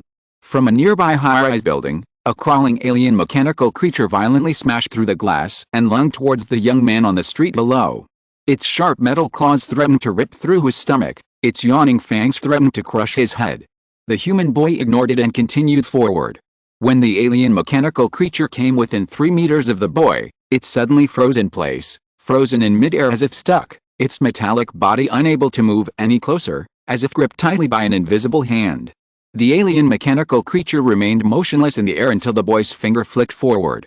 The alien mechanical creature, which had been paused for 5 seconds, suddenly soared through the air at breakneck speed, slamming into the attacking alien mechanical creature. Their metal heads pierced each other's metal chests, and both alien mechanical creatures collapsed into a pile of scrap metal, their intelligence gone. So that's how it is, Xinian muttered to himself. At that moment, he finally understood Lorna's powerful fundamental ability, metal manipulation. And Xinian looked up at the 3 or 4 other mechanical alien creatures that were simultaneously surrounding him from different directions. Without making any movement, a single thought flashed through his mind. A vast, shimmering green energy surged outward from Xinian's center. The energy surge washed over the oncoming mechanical alien creatures, instantly causing them to burst with lightning and shatter, tumbling backward with a clang into abandoned cars and buildings. This was magnetic field manipulation. Metal manipulation, magnetic field manipulation, and stance, these were Lorna's extraordinary abilities. Of course, their origins should all derive from mastering magnetism, one of the 4 great powers. However, the ability Xinian now possessed was a fusion of Lorna's and Gwen's. It wasn't simply a matter of possessing 2 extraordinary abilities simultaneously, rather, they merged and superimposed, enhancing and optimizing each other's capabilities. Xinian tentatively extended his index finger forward, and suddenly, a metallic spider silk shot out from his fingertip. Swish, a metallic thread, almost imperceptibly thin, shot forward, instantly traversing 100 meters and piercing a small aircraft, along with the 2 alien robots piloting it. Is this the spider's ability after the metal control enhancements? Xinian retracted the thread. While he was still pondering, several streams of orange-yellow flames suddenly shot towards him from a distance. Xinian instinctively tilted his head, easily dodging one of the flames, but because he didn't move, he was still engulfed by the flames. Boom! Xinian and everything within a 10-meter radius were engulfed by the powerful explosion. Before the flames and smoke from the explosion could dissipate, a slender figure, still pacing, emerged from the sunken pit, more than 3 or 4 meters deep. The silver spider pattern reflected the cold gleam of metal in the sunlight. Xinian wore a spider-hooded suit nearly identical to Spider-Woman's, except it was made of a highly durable spider silk metal, covering the boy's entire body like a silver exoskeleton. This was supposed to be the ultimate form, possessing both metal control and super spider abilities. Let's discuss, who's stronger, the triple Xinian or the current magnetized spider Xinian? Chapter 61 Magnetic Spider Xinian. Within 10 kilometers of the New York battleground, centered on a continuous blue beam, the city was practically devoid of any signs of human activity. From the streets and alleys to the skies and the ground, armed alien robots and crawling alien mechanoids roamed everywhere. Furthermore, there was also a terrifyingly deformed alien warship, resembling a gigantic centipede insect, nearly 100 meters long, its hull gleaming with a cold metallic sheen. It sailed low over the streets, less than 50 meters above the human city. This was New York's most prosperous, prime location, dotted with skyscrapers. Boom boom boom. The alien warship accelerated with overwhelming force, crumbling buildings in its path. 12 buildings were crushed to smithereens, leaving half the street covered in rubble and dust. As if possessing intelligent life, the massive alien warship continued its advance toward the outer city, intent on crushing the entire street into ruins. Now, who has time to take out that giant? The red gold Iron Man jet engine, hovering in midair, desperately struggled to cope with the swarms of smaller craft surrounding it. Seeing this, he shouted into the comm. But apparently, none of the superheroes fighting in the battle zone responded to Iron Man's question. The battle in the central zone had reached a fever pitch, leaving everyone facing a formidable situation, one against many, with no escape possible. Facing the brutal alien battle, even a formidable figure like the Hulk had no strength left. Iron Man sighed, fighting the alien horde while watching the massive alien warship retreat toward the outer city. Then, a shocking scene unfolded. The warship, still within the confines of the inner zone, continued to accelerate. As it neared the boundary between the inner and outer zones, it suddenly and mysteriously split in two. That's right, it literally split in two. For a moment, Iron Man wondered if he had seen it wrong. An entire, massive alien warship, 100 meters long, was suddenly and without warning severed in the middle by some force. From bow to tail, the cut was perfectly smooth. The alien mechanical forces within were also cut cleanly apart, without any warning or anticipation. Bang! The wreckage of the ship, severed in two, crashed down onto the street below, causing the ground to tremble slightly. Reflecting the bright sunlight, a tiny, metallic thread shimmered above the side of the ship's fall. There were more than one. At the intersection alone, dozens of threads crisscrossed the street, crisscrossing and dangling densely above. Swish! Swish! Swish! The alien robots, piloting their small aircraft, were instantly shredded into fragments by the metallic threads, continuing their forward momentum and falling downwards. A silver metallic figure with spidery patterns stood atop one of the metallic threads. Magnetized Spider-Man transformed into Nian. Nian didn't rush to retract the metallic threads. Instead, he continuously deployed his own metallic threads, radiating outward from his own body across the city, stretching hundreds, then thousands of meters across, at the intersection of the battle. These threads intertwined into a web that soon and quietly covered half the city. Gathering countless threads in his left hand, Nian closed his eyes, his spider sense extending outward along the threads. 10 meters, 100 meters, 1,000 meters. Everything within a kilometer of the threads was exposed to the spider sense. Especially the alien beings themselves, whose bodies were metallic. "Goodbye," Nian whispered. He squeezed the metallic threads firmly, and a green magnetic force materialized, surging outward along the countless threads. Like a grand judgment. Crack, crack, crack. Within the spiderweb-covered urban area, one alien mechanical form after another was shattered and disorganized by the magnetic force emanating from the silk, collapsing to the ground in vain. In that instant, over 100 alien mechanical creatures perished. With a casual wave of his hand, Nian snapped countless metallic spider threads and retracted them. Controlling metal is undoubtedly one of the most powerful derivatives of magnetism. With the combined extraordinary powers of magnetic control and super spider power, Nian has arguably taken this mastery to another level. After all, even Lorna, with her extraordinary magnetic powers, couldn't create metal from nothing. She could only manipulate existing metal objects. However, enhanced by her spider genes, Nian could metallize his own silk. In other words, he could create metal out of thin air. And with the acumen of his spider powers, his control of metal became even more refined and perfect. "I've almost mastered this ability." Nian raised his icy blue eyes and used his right wrist for the first time. With a flick of his wrist, a magnetic metallic silk shot out, swiftly plunging into the city's central battle zone. This metallic spider silk, possessing the power of magnetic levitation, stretched for miles until it finally anchored itself to the Stark Industries headquarters. Simultaneously, his spider sense radiated outward along the thread like static electricity. "Got it." Nian yanked the silk thread with a fierce tug, and his entire body, clad in a metallic spider suit, soared forward like a streak of silver lightning. Inside the 12th floor of an office building not far from Stark Industries headquarters, Spider-Woman, breathing heavily and punching fiercely, was sending 2 alien mechas flying. But from the severely damaged windows, even more mechas swarmed in. While these mechas weren't particularly powerful, for a superhero, they were frenzied and fearless, like weapons born solely for battle and slaughter. Furthermore, the number of them descending from the abyss of the sky was simply too great. Despite constant destruction, their numbers hadn't dwindled. Instead, they were increasing. If this continued, they would be wasted here. Just as Spider-Woman was thinking this, the alien machines burrowing inside suddenly paused. Then, smooth cracks appeared on their necks, torsos, and limbs. Clink, clang, clang.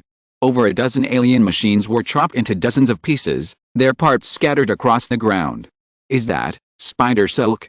Spider-Woman's eyes widened as she noticed it.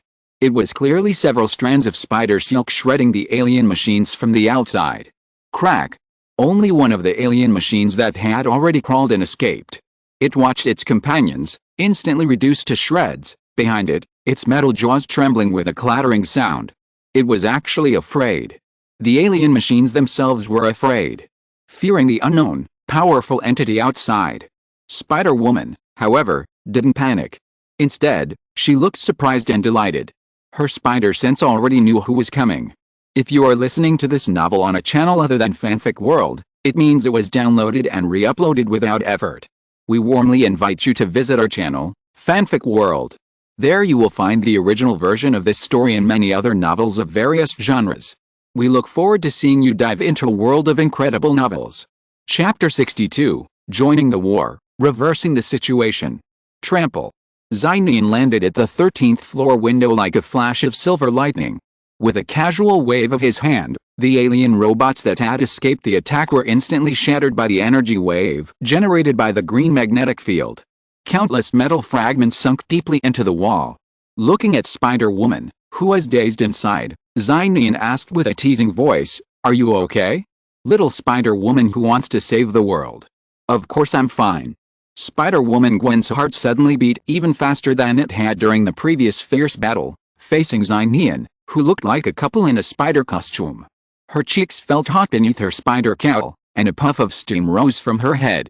Obviously, this hadn't happened before. Her spider powers, driven by her nature, made Spider-Woman feel an inexplicable urge to kiss Nian. Nian. Wait here for me, it'll be over soon. Nian, unaware of Spider-Woman's thoughts, turned and looked out the window. The Stark Industries headquarters building was right in front of her. On the top floor observation deck of the Stark Industries headquarters building, a large technological instrument sat there, its base connected to several thick charging tubes that extended into the industrial building below. A mysterious square object, resembling a Rubik's Cube, floated above it. Surrounding the cube, a vast stream of blue energy surged upwards. It was obvious. This was the core strategic item responsible for the current abyssal sky and alien invasion. At this moment, a Russian woman, clad in a tight black leather jacket, her dark red hair flowing in a voluptuous pattern, decisively unplugged all the charging tubes from the instrument's base. However, even after removing 3 or 4 tubes, the instrument housing the Rubik's Cube showed no signs of stopping. Damn it. Tell me how to stop it. Black Widow demanded of the SHIELD doctor standing nearby.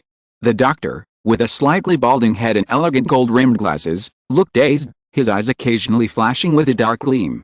He looked at the instruments and the Rubik's Cube, muttering to himself, "It's too late. There's no way to shut it down. Damn." Black Widow couldn't help but curse. Just then, with a swish, a silver figure appeared on the rooftop. "Who are you?" Black Widow instinctively reached for the custom-made pistol at her waist, staring in disbelief at the mysterious Spider-Man standing nearby, his body slender and muscular, covered in a silver metal resembling an exoskeleton. Nian ignored her, his gaze quickly settling on the instrument producing the blue beam. He raised his hand, clenched his fingers across several meters of air, and as Black Widow watched in astonishment, the instrument at the bottom of the Rubik's Cube exploded in pieces. Buzz! The floating Rubik's Cube reacted, radiating a wave of blue energy. "Run!" Black Widow, upon seeing this, immediately grabbed the shield doctor's arm, attempting to drag him away. Black Widow was quickly struck by the fact that Nian remained motionless. Facing the onslaught of blue energy waves, Nian suddenly raised his hands, and a wave of green energy erupted. Puff!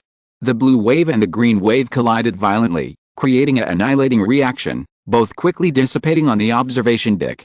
Black Widow stared at Nian in shock, a sudden thought flashing through her mind. If it were him, perhaps he could have stopped this. "Hasn't stopped yet," Nian whispered to himself, gazing at the floating blue Rubik's Cube object before him. Even after destroying the technological equipment at its base, the cube still gushed forth terrifying energy, continuously surging upward in a column of blue light. Nian considered this, tentatively raising his index and middle fingers, and metallic silk immediately erupted from his fingertips. But this time, the resilient metal silk, before even touching the blue Rubik's Cube within, penetrated only slightly into the blue energy emanating from the cube, instantly annihilating it into dust. The intensity of this unknown energy. Nian frowned, then opened his right palm. Each fingertip swirled with a shimmering green, mist-like energy. To think someone could wield such power is terrifying. The shield doctor beside him seemed to grasp the clues, exclaiming as if he had seen God in person. Black Widow held her breath, watching Nian intently, not wanting to disturb him. Nian pressed his palm forward, this time directly tapping into the magnetic force at the root of his supernatural powers. Manifested green energy spread forward. Buzz! The floating Rubik's Cube trembled slightly, and the radiant blue energy grew even stronger, dispersing and absorbing the magnetic energy. No, not absorbing. A flash of understanding flashed in Nian's eyes. The energy emanating from the Rubik's Cube wasn't simply intense, it also possessed special properties. This presented a daunting challenge. Nian was lost in thought when Black Widow suddenly said, "That scepter." Nian glanced at Black Widow, who was not far away. Black Widow hesitated and said, "Loki's scepter might be able to break the energy shield of the Tesseract." "Who is Loki?"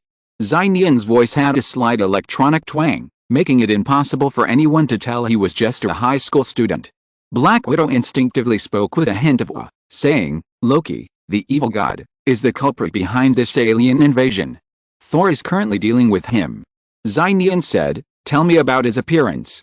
"An evil young man, wearing golden horned armor and a cape, and wielding a jeweled metal scepter." As Black Widow spoke, Nian launched out strands of metallic silk and closed his eyes to perceive. Almost as soon as Black Widow finished speaking, Nian's eyes opened. "I found him." Nian immediately pulled up a metallic spider silk, and like a stream of silver light, he dived towards the city below at high speed. Somewhere in the central city, a battle scene. Two men in golden horn armor and silver battle armor tangled together, free-falling from a 30-meter-high building platform to the road below. The heavy fall from the height cracked the concrete floor. However, neither of them was injured by the fall, their physiques were too strong to be human. The young man in silver armor, holding a hammer weapon, lay on the ground with a pained expression on his face, his free left hand tightly clutching his lower abdomen, where a delicate blade was inserted. "Thor, you're still so gullible." Another handsome young man in golden horned armor slowly stood up, holding a gleaming jeweled scepter. He looked down at the silver-armored youth with a wickedly smug smile. "I've won after all. Just wait, I'll soon take over this world." Before he could finish his wildly impressive line, Loki froze. It turned out that the mind staff in his hand had inexplicably flown away. Flown away? Snap! The mind staff flew rapidly toward a spot, where it was caught by Nian, who had just fallen from a height. Chapter 63 Loki's Nightmare. Seeing Nian descend from the sky and seize the scepter, not only the evil god Loki, but even the lying god of thunder, Thor, was stunned. "What did you just do? Give me back the scepter." Loki's handsome, sinister face was cold, and he immediately rushed towards Nian. "You are Loki, right?"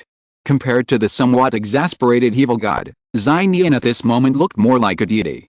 Transformed into a magnetic spider, his entire body seemed coated in metal.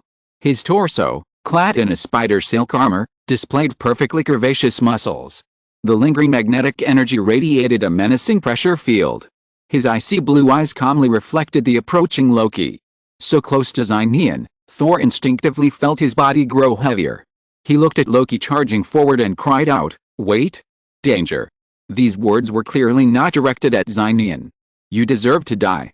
As the evil god Loki rushed close to him, Nian, his left hand gripping the jeweled scepter, suddenly raised his right index finger. Swish! The evil god Loki suddenly froze.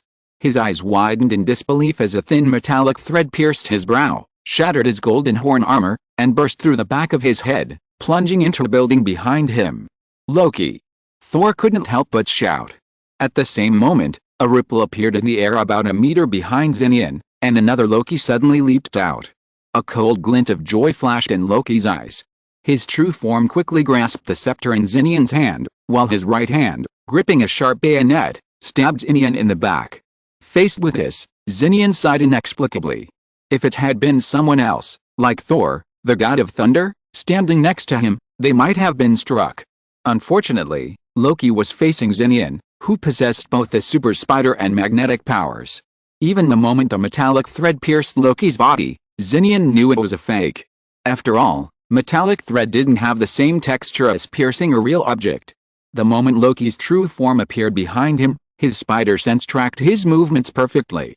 It was a bit like playing a Counter-Strike shooter, where the ghost player thinks they're invisible, only to realize the opposing player has a top-down perspective. Why did you mess with him?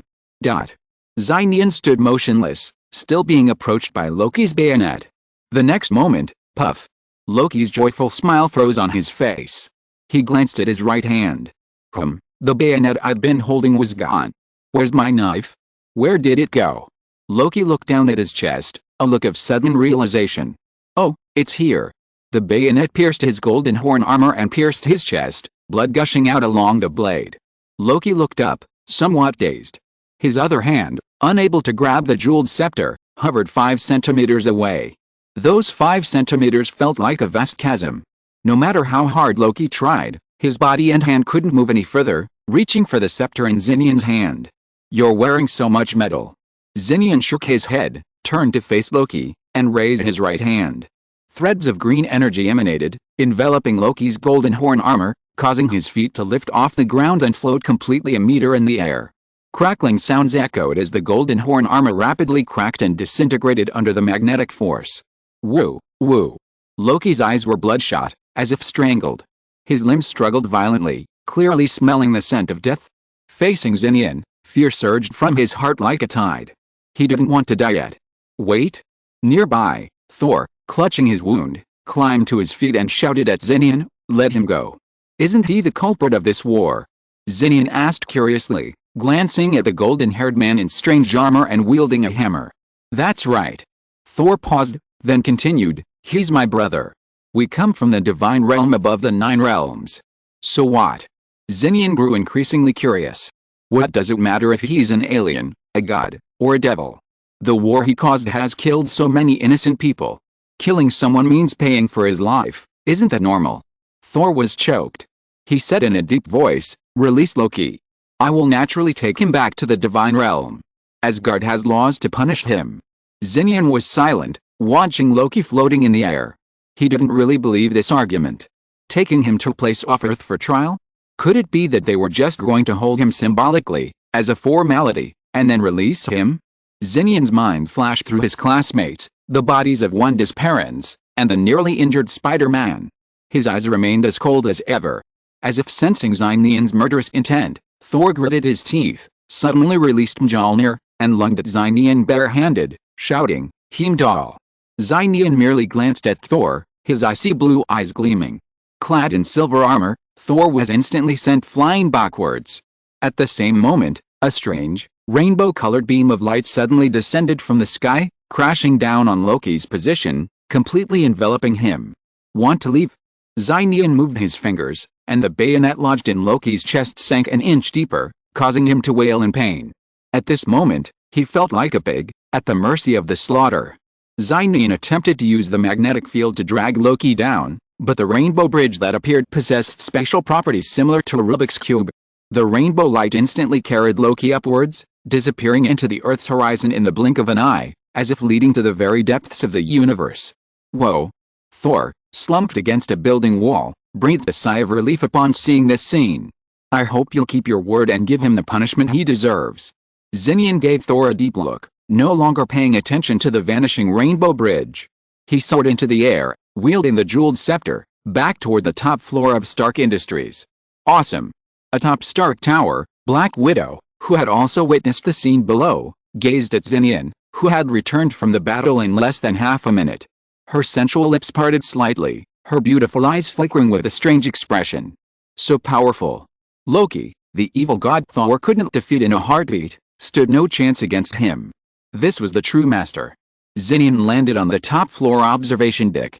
Facing the cosmic cube hovering before him, he didn't hesitate, manipulating the jeweled scepter and thrusting it forward. Buzz! This time, the scepter, tipped with gemstones, remained unscathed, piercing the cosmic cube's overflowing energy shield. Breakthrough. Chapter 64, The Battle of New York ends. In New York, on the rooftop observation deck of Stark Industries headquarters, just as Nian was about to manipulate the jeweled scepter and completely insert it into the energy shield, Black Widow's expression suddenly changed. Wait a minute. Wait for what? Nian glanced at the voluptuous female agent.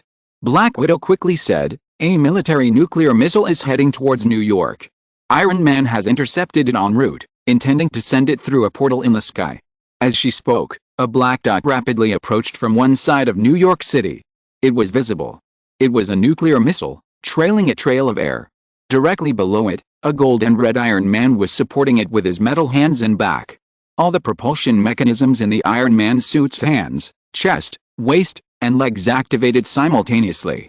Iron Man, holding the missile from below, forcibly redirecting its trajectory, instructed the artificial intelligence Jarvis to call Pepper Potts.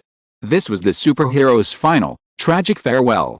Iron Man, flying alongside the nuclear bomb, approached the Stark Industries building, but before he could dial the number, just as he was about to resolutely lift the bomb upward, Iron Man suddenly stopped in midair. The nuclear bomb unexpectedly adjusted its direction and accelerated towards the portal above the city. At your age, stop risking your life all the time. Below, on the top floor of Stark Industries headquarters, Nian's right hand remained in a grasping motion, green magnetic energy flowing freely from his palm. Guided by the powerful magnetic force, the nuclear bomb sank into the portal and disappeared. Without hesitation, Nian continued to control the nearby gemstone scepter and penetrated deeper, forcibly piercing the energy shield of the Tesseract. Black Widow screamed in surprise as the energy concentrated on the cube flowed backward like a waterfall, finally bursting upward.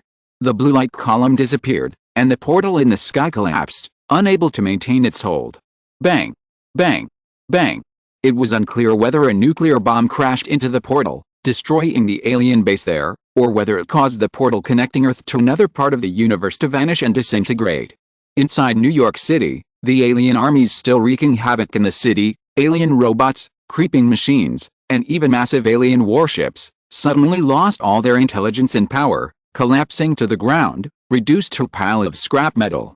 In an instant, the alien invasion of New York was completely annihilated. This would also mark the end of the second alien invasion in modern human history, Earth's grand battle against the aliens, an event later known as the Battle of New York. It had come suddenly, and it had vanished just as suddenly. In the air, Iron Man froze for a moment, then reacted with incredible swiftness, shouting, "Jarvis, hang up the phone with Pepper Potts." Damn, he almost recorded another suicide note. On the ground, the Hulk violently crashed through a building and burst out. Bewildered, he gazed at the alien machines lying on the ground outside, trampling them with a touch of satisfaction. On the other side of the street, Thor reached out and pulled Captain America up from the ground. Looking at the severe laser wound in his lower abdomen, he couldn't help but ask, "Are you okay?" "Of course I'm fine.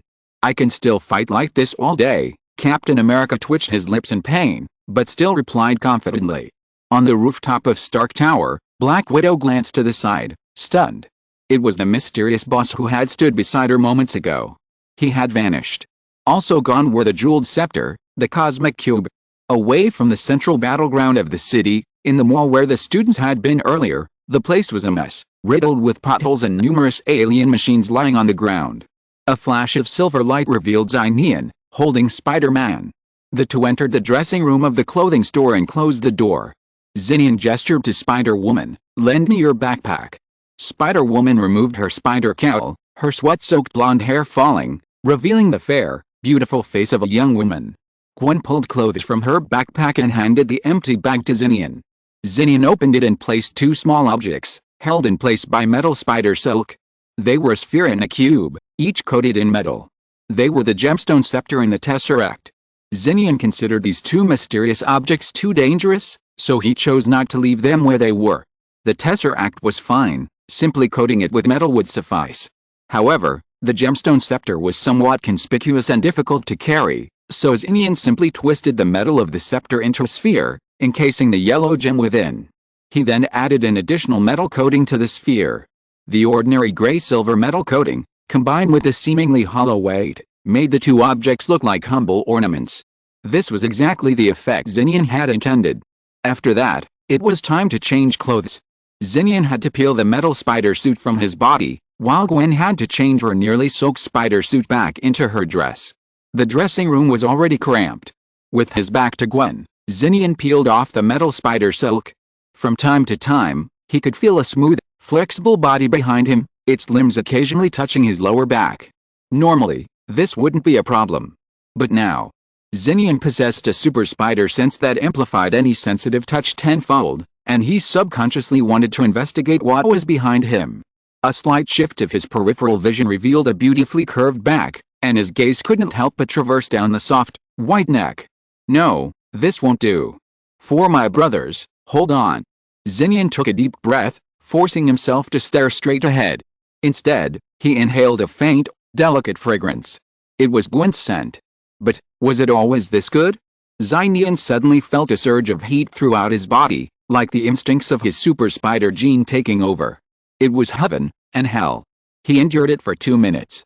Nian peeled the last strands of metallic spider silk from his skin. From behind him, Spider-Woman's voice finally rang out, I'm done. Really? It's finally over. Nian breathed a sigh of relief. As he turned, he was tackled to the floor of the cell. Facing Gwen, Nian didn't use his powers.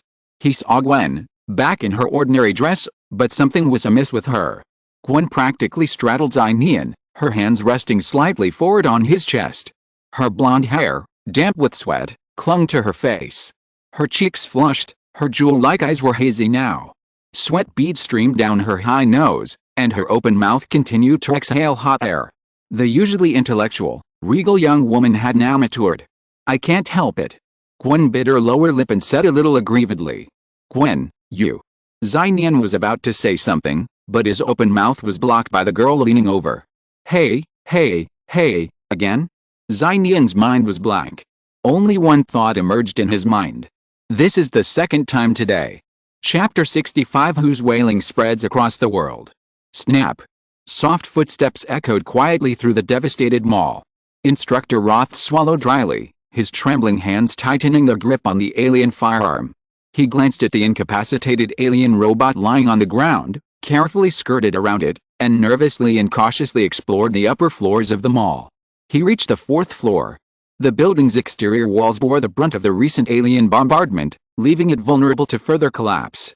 Inside, the hallways were strewn with various merchandise, along with shoes, hats, backpacks, and other belongings left behind by customers in their earlier panic. Instructor Roth walked slowly, keeping close to the wall, watching his step, his alien firearm held high, ready to engage the invading aliens. Just then, he passed by a clothing store. Instructor Roth's hand, gripping his gun, trembled again. Suddenly, he heard a faint movement from inside the store, or, more precisely, from one of the dressing rooms. Who was inside? With his gun raised, Instructor Roth approached the dressing room. As he neared the door, he could hear the sounds of life within. Instructor Roth hesitated, then raised his right foot and fiercely kicked the door. However, before his foot could even touch the door, it swung open from the inside, sending him plummeting into the dressing room. At the same time, 2 nimble figures, one to the left and one to the right, dodged Instructor Roth's tumble. Instructor Roth. His gun flew out of his hand, sending Instructor Roth reeling. He was utterly terrified, his face pale, convinced he was doomed. He hadn't expected it. 2 familiar voices echoed as Instructor Roth was helped to his feet by the 2 people standing beside him. Why are you here? Instructor Roth's eyes widened in confusion, staring blankly at the young man and woman standing on either side. They were none other than Gwen, the class president, and Xinian, the student who had suddenly disappeared from the outer city. Xinian remained calm and said, I was worried about Gwen, so I snuck back here a while ago. I found her here, so we hid in here together. Yes, Instructor, we were both terrified. Gwen's beautiful eyes shimmered with tears as she spoke softly, wiping the corner of her lips without leaving a trace. Nothing, just a little redness and swelling on her delicate lips. The girl secretly glared at Xinian. Xinian felt a little helpless. Could he blame him? Who had started it all? Instructor Roth naturally didn't notice. He stared at Gwen and Xinian nearby, thinking he'd been patted on the shoulder in a dream. After confirming that the present moment was real, this burly man suddenly covered his forehead and sobbed. Xinian and Gwen were both stunned. Instructor, are you okay? Gwen asked hurriedly. I'm fine. I'm just so happy. Instructor Roth sobbed. I just returned to the urban war zone here and found the remaining 3 students who had been separated in another place. We hid together in an underground parking lot to avoid the alien search.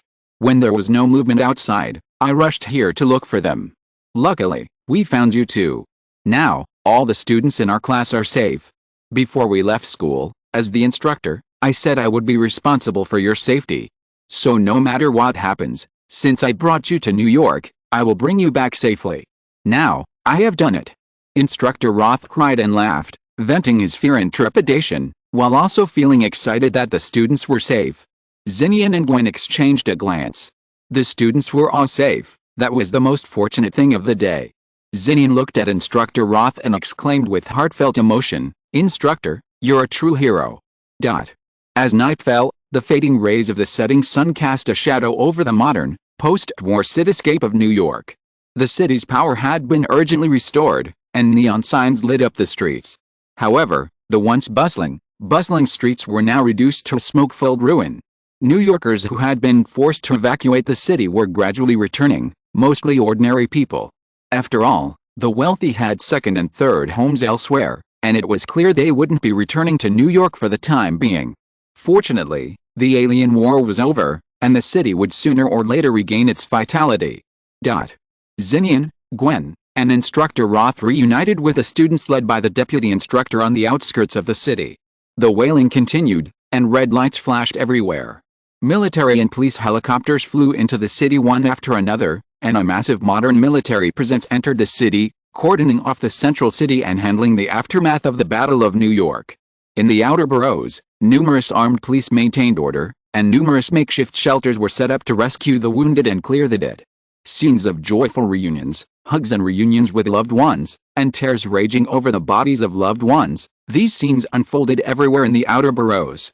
A thought struck Nian, and he lowered his voice to Gwen beside him, saying, "Help me deal with the instructor. I need to go somewhere and check out someplace. I'll be back soon." "Okay, stay safe," Gwen nodded softly. Nian quietly left the students' group and merged into the chaotic crowd. They quickly arrived at a location in the city. This area, hardest hit by the alien bombardment, had seen many buildings destroyed, leaving only a few remaining streetlights. But Nian saw it all the time. In the dimly lit ruins of a building, several rescue workers in hazmat suits were collecting two bodies in white body bags. Beside the ruins, a red-haired girl stood quietly, looking somewhat helpless. Nian approached without hesitation, hugging the cold body from behind. "Wanda, cry if you want." The red-haired girl, who had been holding back her tears, finally found support. She turned and burst into the boy's arms, sobbing. "Mom and Dad are gone. My brother is gone too. I have no family left." Wanda's doll-like face was wet with tears as she sobbed pitifully. "That's not the case." Nian stroked Wanda's red hair, remembering the domineering green-haired girl. He said with certainty, "You still have your family protecting you. Pete will be fine, too." Nian hugged the girl, paused, and said sincerely, "If possible, you can also treat me as family from now on." "Really?" Wanda raised her eyes, wide and red, reflecting Nian's face. "Of course," Nian said lovingly, his hand on Wanda's head. Wanda nodded, finally stopping her tears. At this moment, she seemed to sense something and inexplicably looked towards the side of the city. "What's wrong?" Nian followed her gaze and could only see the distant night sky at the end of the city, glowing red. But the next moment, his icy blue pupils suddenly contracted. Someone was wailing. Actually, this was normal. After all, the entire city had just been attacked by alien forces, and wailing was everywhere. However, the man's wailing that Nian heard at this moment did not come from the street where he was, or even from the city of New York. Instead, it came from outside the city, at the end of the night sky. This wailing had the characteristics of ultrasound, and ordinary people could not hear it clearly, but those with extraordinary physiques could obviously detect it keenly. This was a wailing sound that spread throughout the world. Dividing line. P.S. The title of this book, My Girlfriend is a Kryptonian, has been changed. The new title is now, My Marvel Superman Girlfriend. Chapter 66, The Death of Superman, A New Era. When Nian rushed back to the district where his instructors and students were, he found that nearly everyone there was staring in astonishment at a large billboard on a building. A live broadcast of Gotham City, shot from a helicopter's perspective, was playing on the screen. The clear footage showed sirens echoing throughout the city, and the sky and earth were ablaze. The abandoned factory site had been reduced to a wasteland, and the ground in the battle zone had collapsed 5 meters. The shattered reinforced concrete buildings, like a city ravaged by a natural disaster, made one feel as if they were part of it, and the air was thick with the smell of gunpowder.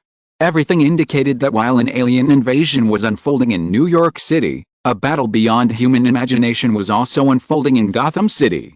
At the center of the battleground, a towering man in black bat-like armor, a beautiful woman wielding a golden sword and a round shield, and a woman dressed like a reporter in a simple shirt and uniform. Nian's face was gloomy. Unexpectedly, his aunt had also participated in another battle today. The camera zoomed in on the scene, revealing a news report showing a towering man draped in a red cape facing off against a ferocious, gigantic monster. The creature was even larger than any abomination Nian had ever seen, ugly, hideous, and terrifying, its body covered in densely packed muscular knots. As for the towering man in the red cape, no news commentary was needed to tell everyone on Earth who he was: Superman. Superman, always invincible, carrying a bow and crushing mountains, was now locked in close combat with a terrifying monster. Superman's gleaming green spear pierced the unspeakable monster's body, but his own chest was also pierced by the monster's sharp, glistening black claws. Superman and the monster, utterly annihilated, stood motionless in the ruins, like an ancient, forbidden statue. Tick-tick. Scarlet blood streamed from Superman's perfect, sturdy body. Those present, and those watching the news coverage around the world, inexplicably sighed, so even gods bleed, and read. Superman opened his mouth in agony, his wails akin to literal waves of sound, surging outward. Soon, he and the horrific monster, entangled with him, toppled slightly sideways, collapsing in the center of the battlefield's ruins. Superman lay on a ground paved with iron and blood, and above him was the blazing red night sky, reminiscent of a nuclear explosion. January 2, 2012, at 9 p.m., Superman died in battle. Everyone present, including those watching the news coverage, was silent at this scene. Superman died in battle. Is this true? Countless people were in disbelief. But no matter what, it was the truth. Today, following the simultaneous events of the Battle of New York and Superman's death, humanity has uncovered a terrifying and brutal truth. Terrifying alien forces exist beyond Earth, and even within Earth itself, unknown entities capable of killing Superman. Fear, trembling, and panic erupt. The hidden depths of the world are revealed. It's like a return to a primitive era, before humanity took control of Earth. From today, a brand new era begins. In a conference room at SYNOPSIS headquarters in New York, a bald man in a suit wearing stylish glasses slammed his head on the table, shouting, "What the hell is going on? Not only is Loki's mind scepter, but even SHIELD's original Tesseract is missing. You, the Avengers, must bear full responsibility."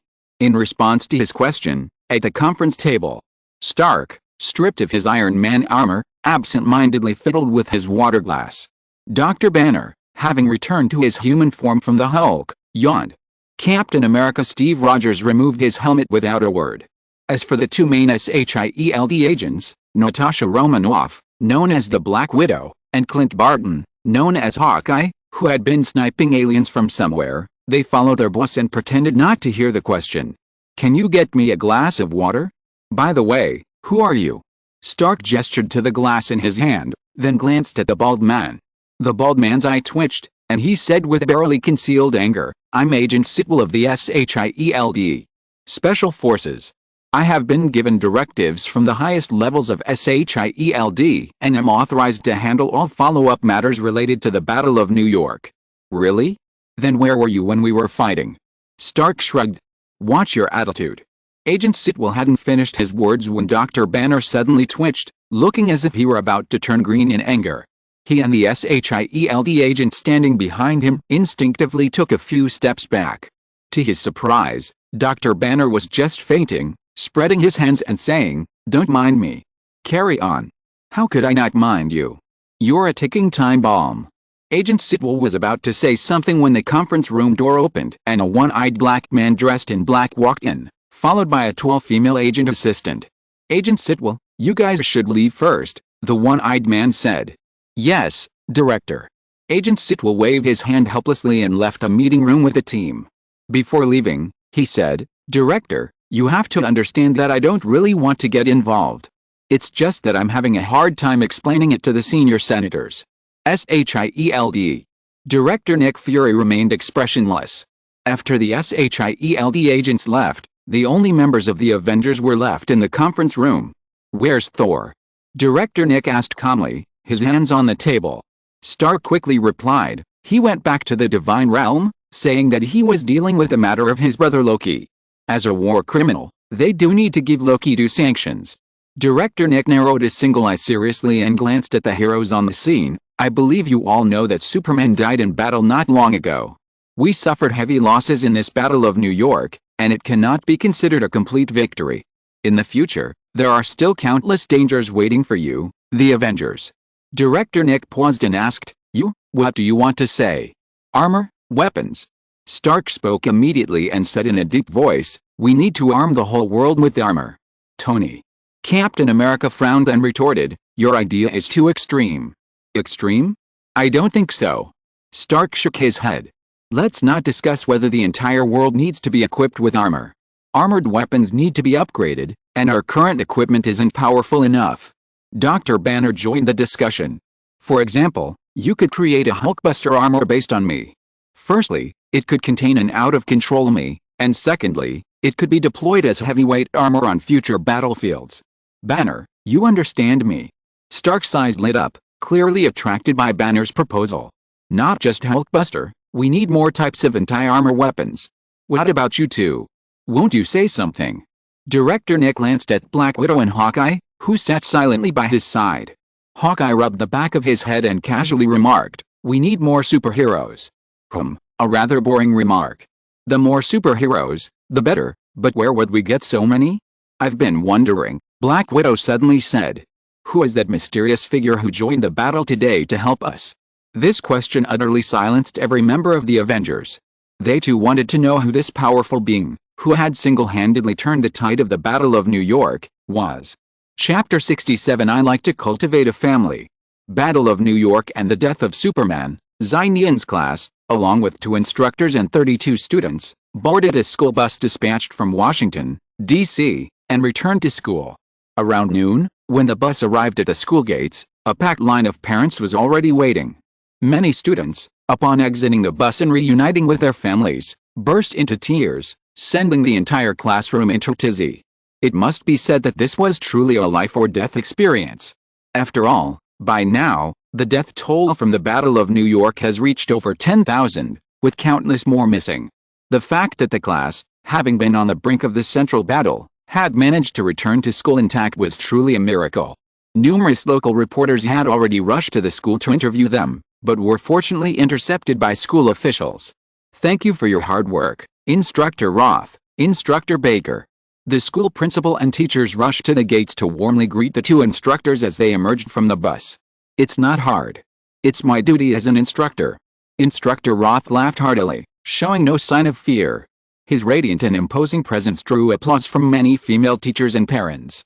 Nian and Gwen exchanged a knowing smile, silently concealing the instructor's tears at them all. Assistant Instructor Quinn Baker, dazed and lost in thought, walked alone into the school office building. The principal announced loudly, "Students, you've been frightened. You can go home with your families now and rest for a day before returning to class." Immediately, the parents dispersed with their students. Nian and Gwen separated in the car. After all, they had seen their families. Gwen waved as she walked toward a police car parked nearby.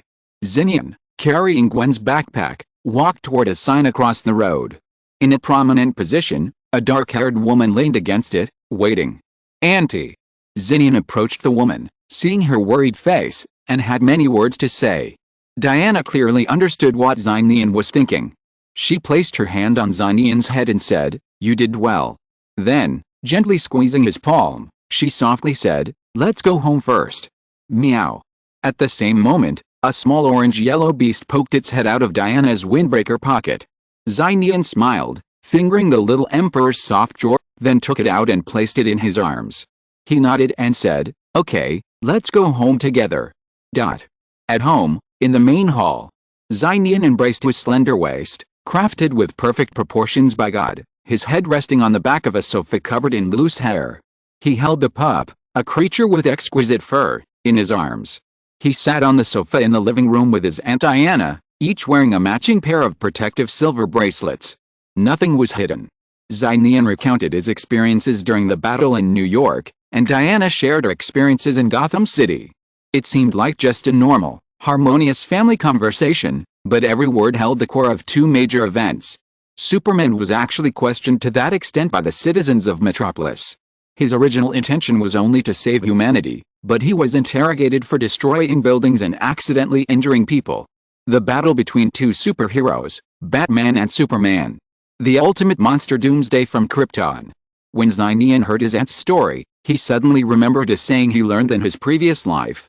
Those who carry firewood for the people should not be left to freeze to death in the wind and snow. Was Superman really killed by the monster Doomsday?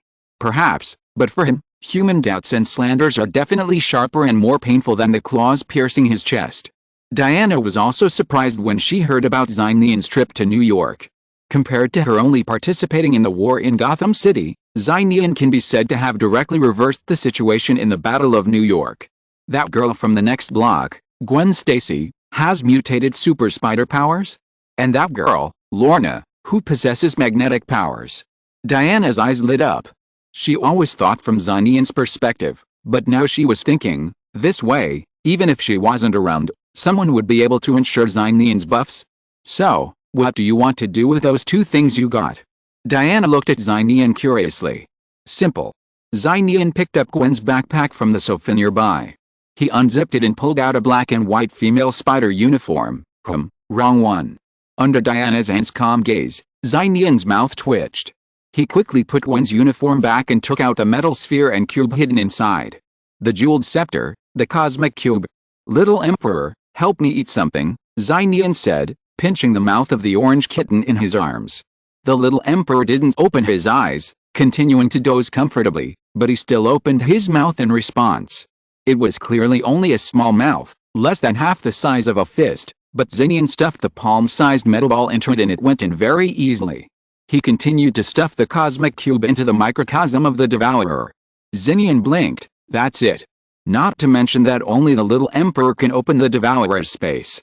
As long as no one knows the whereabouts of these two things, even if the little Emperor sees them, he won't be able to detect them.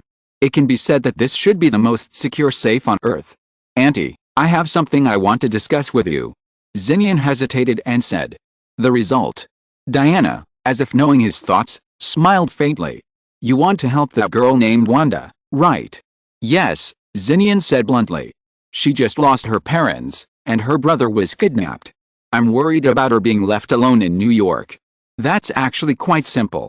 Diana paused for a moment, then said, I can arrange for her to transfer to a private school in Washington, D.C., and have her live nearby, and I'll cover her living expenses. Nian suddenly asked curiously, and, how much money do we have?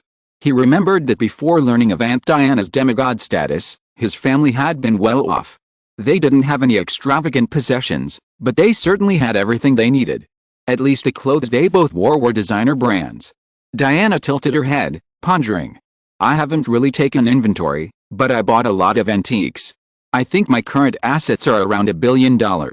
How much? $1 billion. Billions. Nian's eyes widened. These weren't just millions or tens of millions, but hundreds of millions. Diana said softly, it's nothing. I have been working for 80 years. I started out as a cultural relic restorer in the Louvre. Later, after World War II, I invested in some finance. Due to my status, I changed jobs in different industries such as archaeology, computer science, and law. Money, to her, is just a string of numbers. No matter how much or how little, it doesn't matter. As long as it is enough, it's fine. As for work, it's just to integrate into the human world. Listen, what kind of Versailles speech is this? Nian looked at his perfect and beautiful aunt nearby and couldn't help but said, Rich woman, I don't want to work hard anymore. Chapter 68 Scarlet Maid. What are you talking about? Facing Nian's sudden seriousness, Diana tapped his forehead with a cool, smooth finger. Although my money is yours, I still hope you can earn some money through your own efforts in the future. After all, working is a great way to gain social experience. Okay, Nian replied weakly, his wish to lie down shattered. I can cover all of that girl's expenses until she reaches adulthood, but is that what she wants? Diana gazed at Nian and spoke meaningfully. Have you ever considered whether she would personally accept everything you want to arrange for her? This. Nian paused. Indeed. Just from the quiet way Wanda stood alone by her parents' bodies that day, neither crying nor making a fuss, she knew she was a strong and determined girl. Nian, blindly wanting to protect Wanda and provide her with accommodation and living expenses, had no idea what she truly wanted. What should I do, Auntie? Nian looked up and earnestly asked Diana's advice. Diana thought for a moment, then softly said, I'll make it. That night. In New York City, in a relatively quiet 5-star hotel in the post-war renovated outer city, little Wanda, led by the front desk attendant, arrived at a table on the second floor by the window. Before she even reached her seat, she spotted someone, already seated and waiting, from a distance of more than 10 meters. Her eyes sparkled, and she couldn't help but exclaim in admiration, what a beautiful person. The female celebrities and models on TV were no more than this. Your little Wanda, right? Diana said gently, looking at her approaching figure. Sit down and talk. She was draped in a long beige trench coat, barely concealing her curvaceous, mature figure. Wanda took the seat across from Diana. Though her figure wasn't as impressive as Diana's, her face was delicate and fair, like a doll's, and her features already had the makings of a beauty. Her long, seemingly natural crimson hair even made Diana stare in amazement. Excuse me, who are you? Wanda looked at Diana curiously. My name is Diana Prince, Diana introduced herself. Prince. Wanda's eyes widened in surprise. Diana nodded slightly and said with a smile, yes, I am from Nian's family. Hello. My name is Wanda, Wanda Django Maximoff. Hearing that it was Nian's family, Wanda immediately became less cautious and more respectful. Nian has already told me your general situation. Diana held her chin lightly with her palm and looked at the red-haired girl in front of her. He meant that he wanted to help you transfer to a private school in Washington and arrange accommodation for you nearby. Of course, regarding your brother, I will also arrange someone to help find. No need to be so troublesome. Wanda shook her head hurriedly and waved her hands in panic. Nian helped my brother and saved my life. I am very grateful to him. Now there is no way to repay him. Don't rush to refuse. Diana asked, I want to know, what do you think of Nian's proposal? Very good. It's just that it's too good. Wanda lowered her head and whispered, I really can't accept him paying so much for no reason. Wanda paused, with red eyes, and asked, if possible, I hope you can arrange for someone to find my brother. I don't care what happens to me personally. What a good girl. Diana pondered, suddenly admiring Nian's vision. She continued, so you don't want to go to school? Given the situation in New York right now, classes will probably be suspended for a long time. Besides, you can still see Nian often in Washington. Wanda lowered her head and thought for a moment, then stammered, I don't have any money right now. But I can work, and when I'm back in a stable situation, I'll definitely go to Washington. Diana said simply, you're only 13. Who would hire you? If you keep going like this, you'll probably be sent to an orphanage. Not to mention the control you'll face, you might never get the chance to find your brother again. Wanda clenched her hands under the table, and froze in her seat, somewhat bewildered. Only 13 years old, having lost her family, her home, and all her belongings, surviving alone in post-war New York, while searching for her brother, abducted by a mysterious force, the challenges ahead were too numerous to count. I have a plan, Diana said suddenly, looking at the helpless Wanda. One that will allow you to live and study in Washington while also allowing you to repay Nian for all the help he's provided. You could even consider it a long-term internship. Wanda's adorable eyes widened, and with a glimmer of hope, she asked, what plan? The next morning.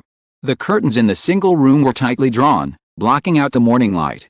Nian was still asleep when he suddenly dreamed of a blue-haired maid calling from his bedside, Master, it's time to get up. Sleep a little longer, Nian mumbled drowsily. Don't sleep anymore. It's time to get up and get ready for breakfast. The soft, familiar, childish voice continued to echo from close by, accompanied by a slight tug at the side of the blanket. Wait, is this dream a little too real? And who is that voice? Nian opened his eyes with a start, and what came into view was a crimson maid wearing a slightly oversized apron. No, something's wrong. Nian patted his cheeks, looking at the red-haired girl, her tiny hands still clutching a corner of the quilt. He asked in bewilderment, "Wanda, why are you here? Why can't I be here?" Seeing Nian, her rescuer, again, Wanda suppressed her joy. She went to the window, tiptoed, and drew back the curtains, letting the morning light stream into the room. "Miss Diana has offered me a 3-year internship, until I'm an adult. I can get a portion of my salary up front, and I can live here." "What kind of job?" Nian asked curiously. Aunt Diana hadn't told him. "Taking care of you, young Master Nian.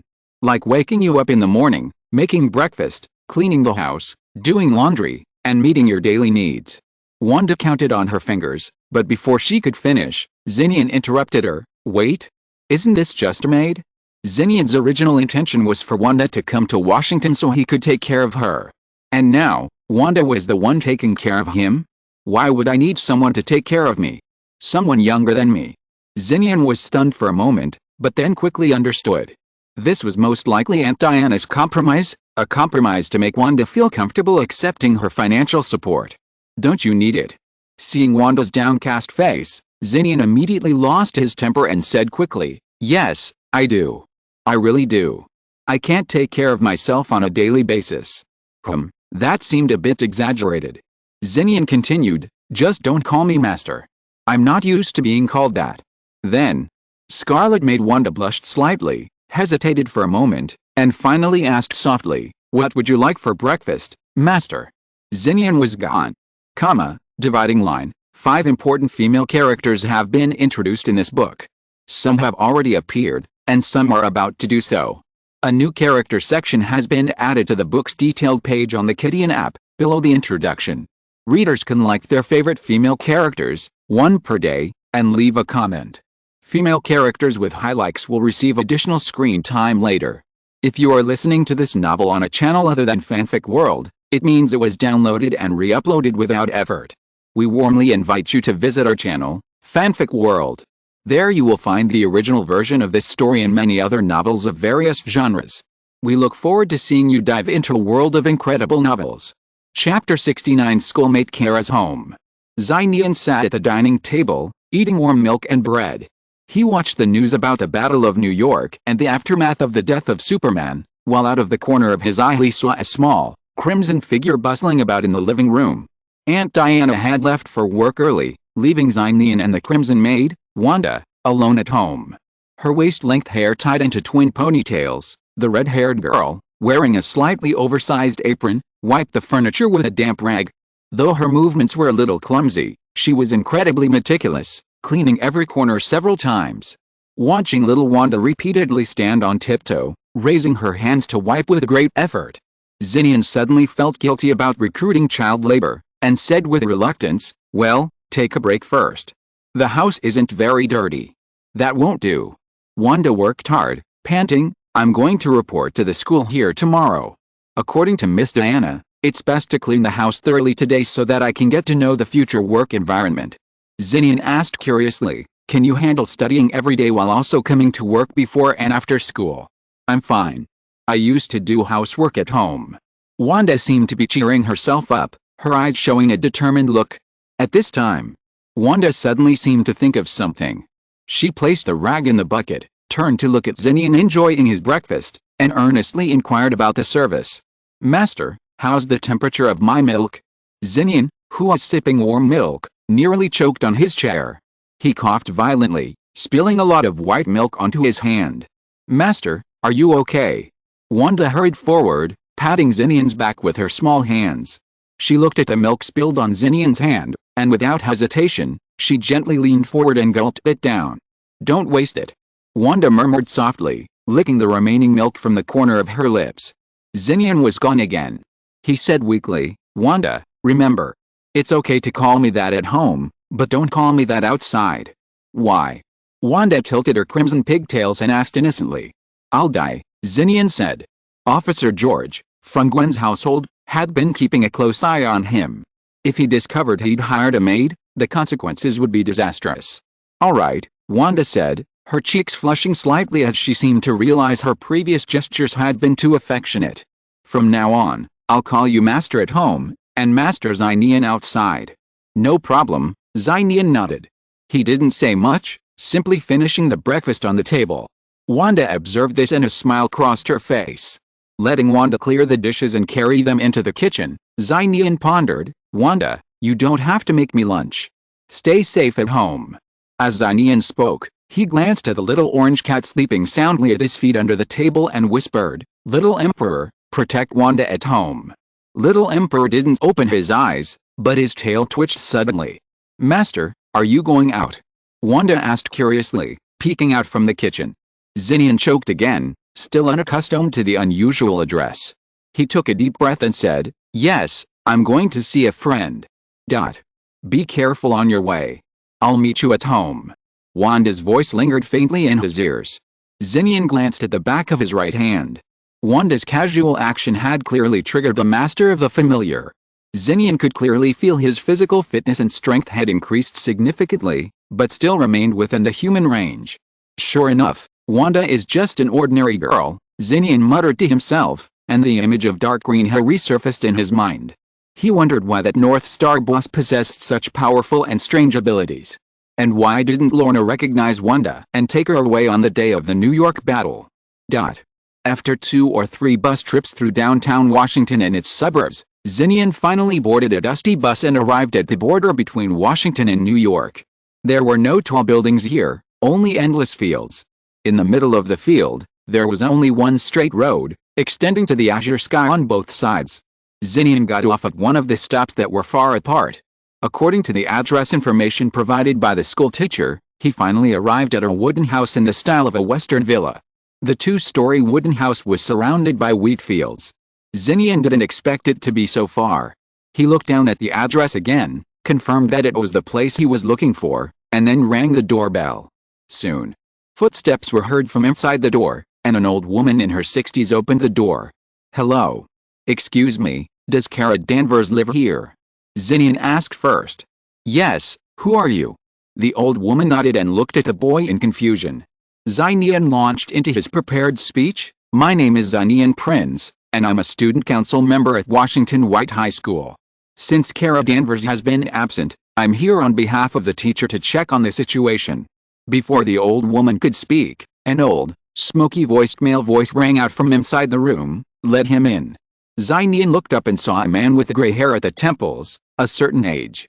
His aged, resolute face hinted at his youthful handsomeness. He introduced himself, "My name is Stephen Danvers, and I'm Kara's adoptive father." In the first-floor living room, Nian sat stiffly on the sofa under the gazes of the elderly couple. He glanced around the living room and noticed a number of group photos on the wall, with Kara's photos predominating. Among them were a couple of photos of young female airmen and modern fighter planes. "Kara, do you have a sister?" Nian asked with a hint of curiosity, hoping to find a topic to break the awkward atmosphere. Unexpectedly, upon hearing this question, the old woman's eyes dimmed, and she stood up and went into the kitchen, as if to avoid it. At that moment, Nian realized he had made a mistake. After all, the Air Force woman didn't appear in any of Kara's family photos, only individual photos from the past. "Don't mind," Stephen said, raising his cloudy eyes to the photo on the wall. "Her name is Carol Danvers, my firstborn. When I was young, I was very patriarchal, and we had a falling out early on." "Sorry," Nian apologized quickly. "It's okay," Stephen waved his hand. "It's all in the past." He recalled, Carol ran away from home and, despite her objections, joined the Air Force. Not long after, she was killed in a mission. I kept her photo and hung it on the wall as a form of repentance, a reminder of my youthful mistakes. Stephen stared at Nian and said in a deep voice, "So, we will never allow our last remaining child, Kara, to come to any harm." This attitude showed that the adoptive parents loved Kara very much. So, was Kara's absence from school not due to family reasons? Nian thought about it and asked directly, "Sir, I want to know why Kara didn't come to school. Is she sick?" "She is fine, but..." Stephen paused and said to Nian, "Aren't you her classmate? She is in her room upstairs. You can go and ask her in person now." Stephen warned, "But you must remember, don't mention anything about Superman." Chapter 70, Work Hard from Today and Become a Superman. Nian arrived alone on the second floor of the wooden house. He looked down at Kara's adoptive parents, who remained motionless, and for a moment, He was at a loss for words. So, are parents these days so careless? After all, even if he was Kara's classmate, how could they dare let him into their 15-year-old daughter's room? Aren't they afraid he'd do something bad? Never mind, he wasn't planning on doing anything bad anyway. Ahem. Nian feigned a cough and knocked on a door on the second floor. Kara, are you in there? There was no sound from inside. Nian knocked a few more times, then, thinking he was already here, he steeled himself and said, if you don't want to talk, I'll just open the door and come in. Inside, silence reigned. Nian tried the door, but found it unlocked, so he opened it. The wooden door swung open, revealing the girl's quiet and warm room. However, the room's single window was shut, its dark curtains tightly drawn, preventing any sunlight from entering, leaving the room utterly dim. Nian took a few steps into the room and soon accidentally stepped on a soft object. He picked it up and took a look, discovering it was a pair of sky blue, sparsely made garments. Nian's hand trembled, sending the garment flying. Luckily, no one had seen him, and Nian continued to look at the bed. There was a noticeable bulge in the covers, and the girl didn't reveal any part of her body, as if she was deliberately hiding under the covers. Kara, you're in there, right? Nian called, approaching the edge of the bed. Senior, why are you here? Finally, Kara's delayed response came from within the covers. You've been on leave since Christmas and haven't been to school. So? Before Nian could finish, the girl asked, are you concerned about me? Of course, Nian nodded firmly, and then asked, aren't we friends? The bulge in the covers trembled slightly. Then, the girl's voice rang out with a hint of tears, Senior, I don't know what to do. I feel so useless. I can't help or protect him at all. Hearing this, Nian suddenly understood. Connected to what Kara's adoptive father had just warned her not to say anything about Superman. Everything made sense. Obviously, Kara was a loyal and die-hard fan of Superman. Thinking of this, Nian suddenly said, do you know what Superman was thinking about when he was dying? Kara was silent in the quilt and asked, what? He must have been thinking that it would be great if there could be a second or third Superman like him who stood up. Nian said in a deep voice, that way, he wouldn't have to bear the safety of the entire world and could even live a stable life like ordinary people. But no one can do better than him. Kara replied with difficulty in the quilt. Yes, no one can do it better than him. But that's precisely why we must strive to become the Superman he envisions, Nian pondered. We ourselves must become Superman, and let Superman become ordinary. That's what he wants to see, a world where he can feel at ease and happy. In truth, even Nian didn't know what he was saying. He wasn't one for soothing words. All he could do now was use Kara's idolization to set a goal for her to strive for. As for becoming Superman, you're kidding. Who could be Superman? Superman's from Krypton. Nian only mentioned it casually, hoping to stoke Kara's fighting spirit. Senior, can I become Superman too? Kara's voice, no longer lost in thought, asked softly from beneath the covers. Nian sat down beside the bed, patted the blanket covering Kara, and offered encouragement, of course. As long as you work hard, you'll definitely become the superwoman that Superman wants you to be. Well, Nian chose to continue confusing the concepts. Work hard? He thought it was some bald guy who could become stronger just by working hard? Silence continued for a moment under the covers. Just when Nian thought his words of comfort had no effect, Kara suddenly burst out laughing. You're lying, she said from beneath the covers. I failed to even confess my feelings, how can I possibly become Superman? This. Nian felt he still couldn't follow the female train of thought. Nian, are you really not attracted to me at all? As the girl spoke, the sides of the covers in front of Nian slid down slightly. Nian was stunned. Even in the dim light of the room, he could still vaguely see a smooth, delicate white skin. Kara, her hair faint golden in the dim light, sat duck-like on the bed. She wore only a small suspender pajamas and shorts that didn't reach her knees. The narrow cuffs formed an alluring curve around her soft, slender legs. The remaining covers covered one shoulder, the covers and suspenders on the other had fallen, revealing a faint glimpse of a girl's figure from her shoulders downwards. A glimmer flickered in Kara's jewel-like eyes. She rested her hands slightly on the bed, leaning her graceful body forward to meet Nian's gaze. Less than a few centimeters apart, their noses almost touched, a subtle feeling of opposites attracting each other. Nian opened his mouth, but a soft finger quickly sealed his lips. No need to say more. Kara glanced down at his left breast, a sweet, gentle smile on her face. I already know the answer. But, the way I am now isn't the real me. Kara stared directly at Nian, her confidence restored and her sincerity restored. Give me a little more time, and I'll show you my true self. Then, consider my confession. Nian left the Danvers residence. Before leaving the cabin, he glanced back at the second-floor window of Kara's room. The curtains were drawn, flooding the room with sunlight. Today, the renewed confidence and vitality of Kara Danvers left a deep impression on Nian. Nian had to admit that at that moment, his heart beat much faster than usual. SHIELD Headquarters, top floor office. Director, you looking for me? Black Widow, dressed in her usual tight black leather uniform, entered. Nick Fury, director of SHIELD, sat in his office chair and said nothing more. He silently placed a photo on his desk. Black Widow glanced at the photo in surprise. Her usual targets were gang leaders or something, but this time it was a teenager. A Chinese teenager? He looked like a high school student. His name is Nian Prince, a high school student attending a college in Washington. It has been preliminarily determined that he is also the adopted son of Wonder Woman, a heroic member of the nascent Justice League. Nick Fury said quickly, I want you to approach him in disguise to see if he has any extraordinary abilities. What if he has extraordinary abilities? Black Widow was a little curious.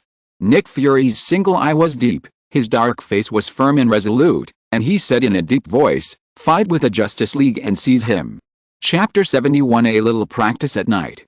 In a wealthy residential complex in Washington, D.C., a middle-aged woman in her 40s, shuffling back into her apartment complex in high heels, wore sunglasses and her permed, slightly curly hair a fashionable touch, but her skin and figure bore the marks of time. Excuse me, old lady, please make way. A white boy, approaching from a distance, called out to her. The boy, dressed head to toe in top-tier designer clothing, was holding a black, adult pit bull, its muscles and fangs awe-inspiring. Perhaps accustomed to his usual unruly behavior, the boy ignored pedestrians in the neighborhood hallway.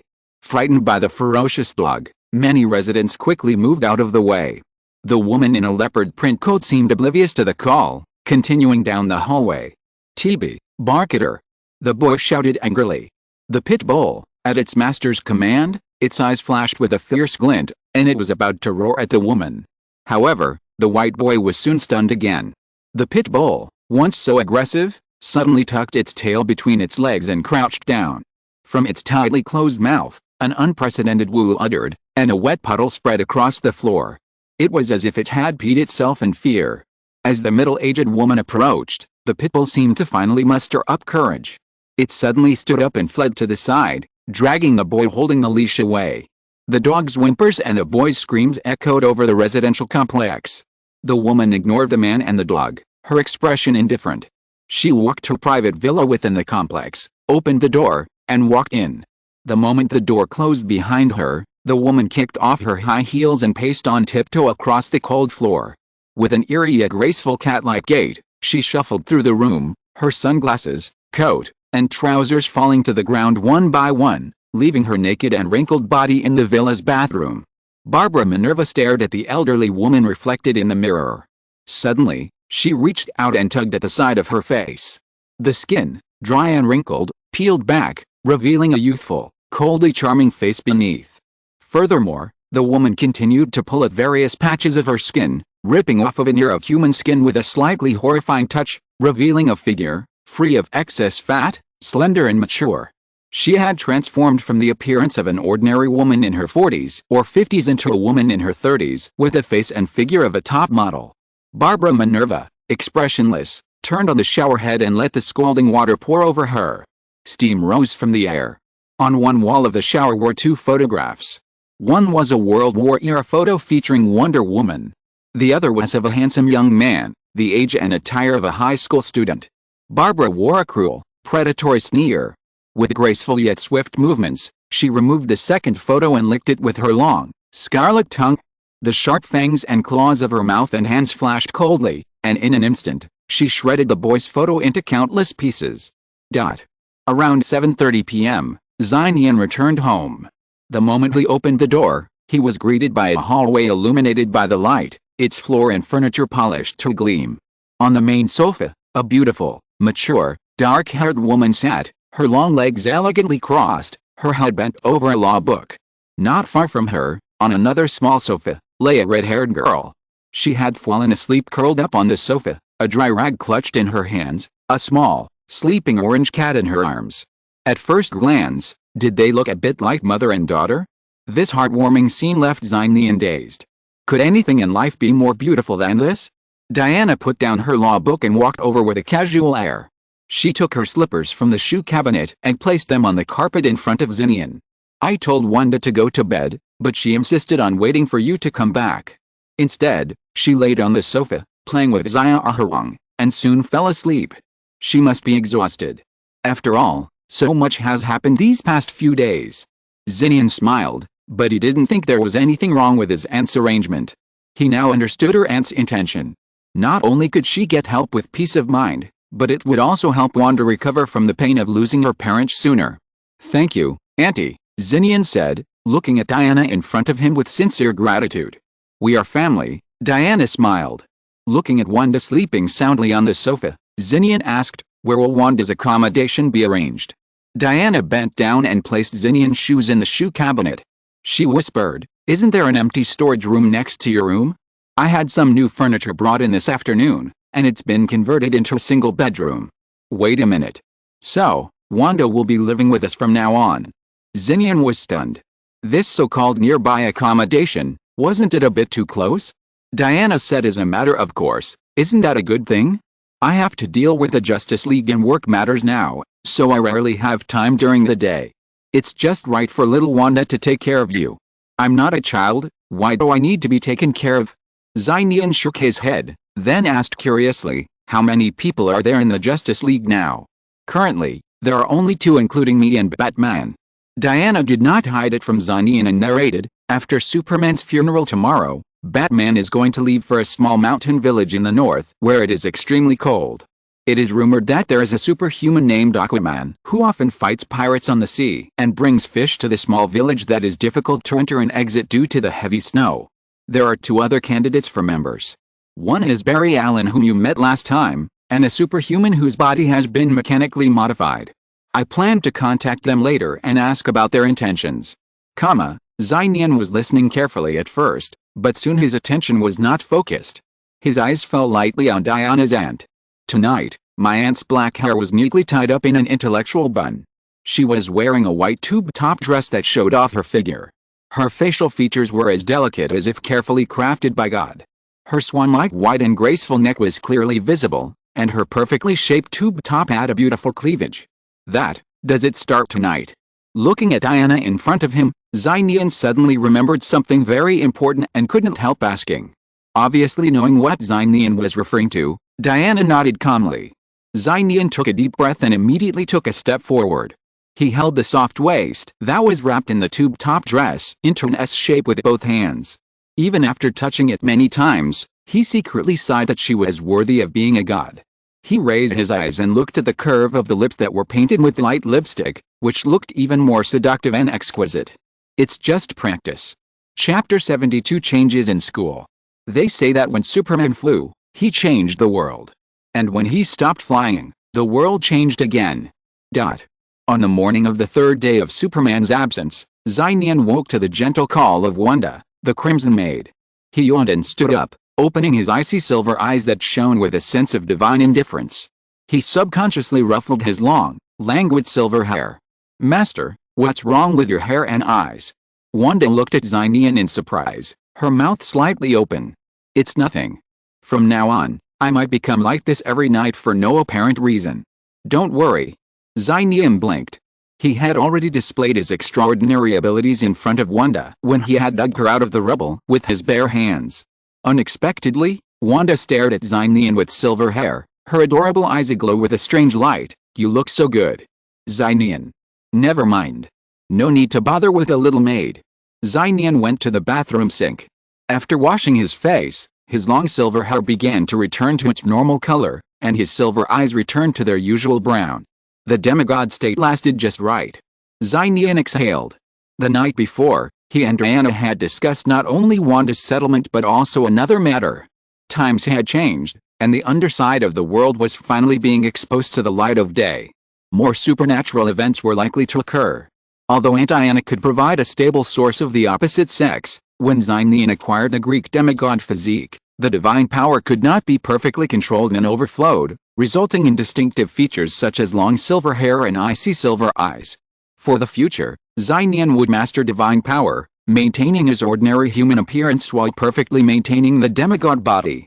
So, Diana suggested practicing every night. When Nian directly triggered the Lord of the Familiar, the power would last for exactly 12 hours. He could trigger the demigod body upon returning home each night, and then have it disappear just before school. Demigod at night, human by day. Practice this way repeatedly until Nian can fully master the demigod form. Nian changed into his going-out clothes and emerged from his room just in time to see Wanda preparing breakfast. She had also changed into her school uniform, her crimson hair held down by the brim of her winter hat, making her look adorable. "Wanda, you look great in this uniform," Nian praised generously, for what Wanda needed most right now was encouragement and affirmation. Wanda blushed slightly, helping Nian pull out the chair, then moved to another chair and gently hopped onto it. Nian stole a glance. Little Wanda's feet were still dangling in the air, unable to touch the floor. Even so, they didn't move at all, remarkably calm and well-behaved. And little Wong, clearly aware that Wanda would be the one preparing food for him from now on, was pacing affectionately alongside her. Would Barry Allen cry when he saw this? Nian sat down on the chair and enjoyed breakfast while asking curiously, "Wanda, are you going to report to the transferred school today?" Wanda nodded and said, "Yes, Miss Diana has arranged everything. I just need to take my ID and report there. By the way, Master, I'm going out this weekend." "Where to?" "Gotham City." "Oh, Gotham City, wait." Nian opened his eyes wide. "What are you going to Gotham City for?" Wanda said truthfully, "It was also arranged by Miss Diana. I can go there to learn about butlers and other knowledge. Miss Diana said that there is a very suitable teacher there, and someone will pick me up on weekends. That is indeed a good teacher. But it's too hard." The meticulous look of the butler Afu emerged in his mind. Nian thought about it and said to Wanda, "If you don't want to go, I can talk to my aunt. After all, you are only 13 years old." "No," Wanda shook her head and said seriously, "Actually, I asked Miss Diana to do this last night. Right now, I can only do some chores casually. I need to learn more so I can truly take care of my master." Nian stopped trying. Wanda's current state of striving was quite positive, there was no need to discourage her. Well, since the maid is so hardworking and diligent, the master shouldn't be lazy either. Nian's eyes shone with fighting spirit. "With so many holidays lately and a series of events, I've fallen behind on a lot of schoolwork. There's no such thing as the supernatural. From today on, I'm going to be an ordinary high school student again." Nian thought to himself. Horizontal ellipsis. In the morning, in class. "Students, since your former assistant instructor, Quentin Beck, resigned the day before yesterday, the school has assigned you a new instructor. Instructor, come out," Instructor Roth explained from the podium, addressing the students and calling out to the outside. As he spoke, with her short, dark red hair swaying, a female instructor, dressed in a white long-sleeved shirt, a black, hip-hugging skirt, and shiny black stockings, gracefully entered the classroom. "Hello, students. I'm your new deputy instructor, Natasha Romanoff. Looking forward to your guidance," the instructor said with a gentle smile, adjusting her black glasses. Her beauty and figure were those of a top model, stunning the students. Instructor Roth turned away, not daring to stare. The woman's body was so ripe it could be squeezed dry. Gwen glanced at Nian, who was not far away, with some concern. She noticed a slight twitch in the corner of her eye. Gwen hadn't been at the Stark Industries headquarters during the previous battle in New York, so she hadn't been aware of it. But Nian had stopped the Tesseract there, so she recognized her immediately. Wasn't the so-called new instructor the female agent in black? What's going on? Are we still allowed to study? Nian sighed inwardly, hoping that the other party was not targeting him. The other party should not have recognized that he was the one who participated in the New York battle that day.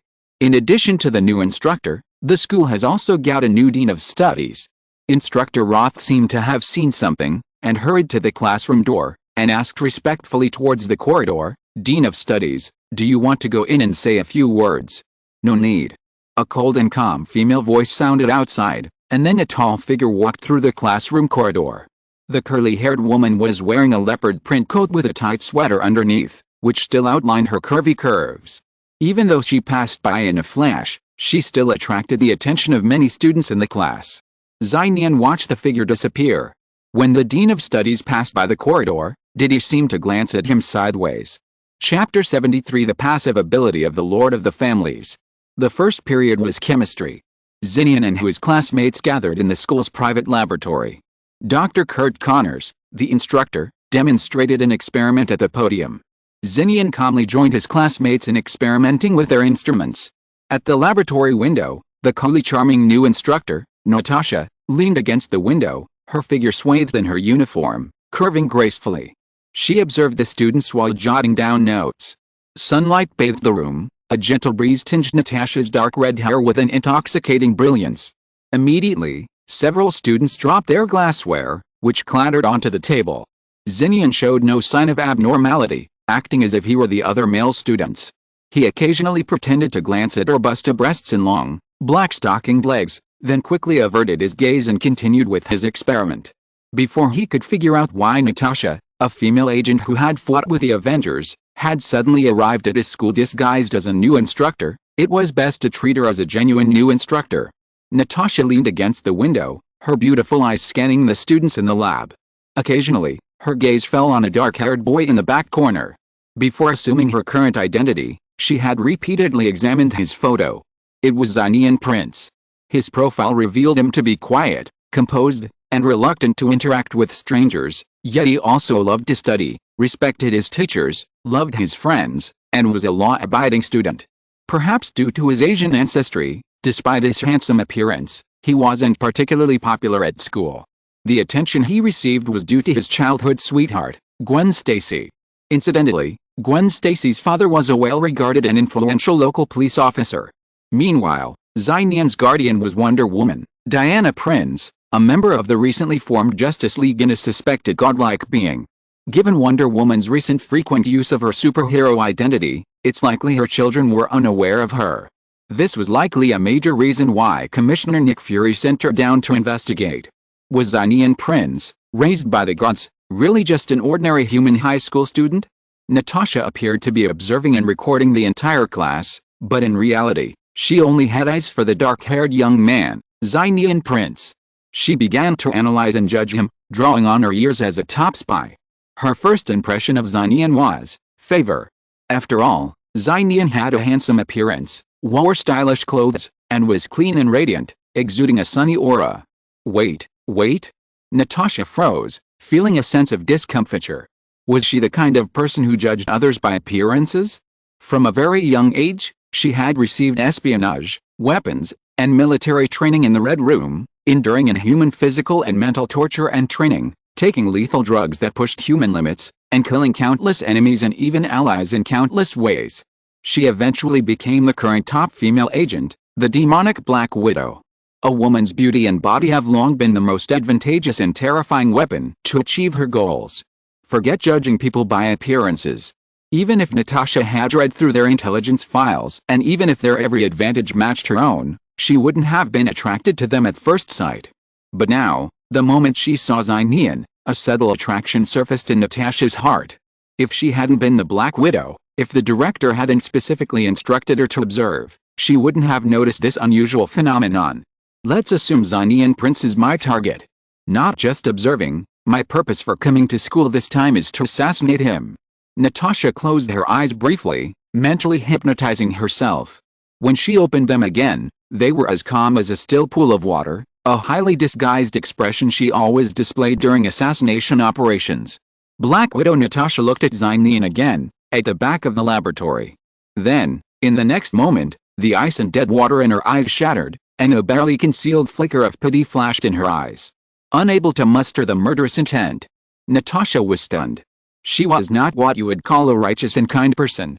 But even after hinting that Nian was the target of the assassination attempt, Even after noticing something was amiss, she couldn't muster the slightest desire to kill him. She couldn't do it, couldn't bring herself to do it. In fact, if you were in danger, she'd probably protect him. What's wrong with me? Natasha froze, briefly suspecting she was losing her mind. Was there something wrong with him, or was there something wrong with her? Indeed, even Nian himself wasn't aware of this.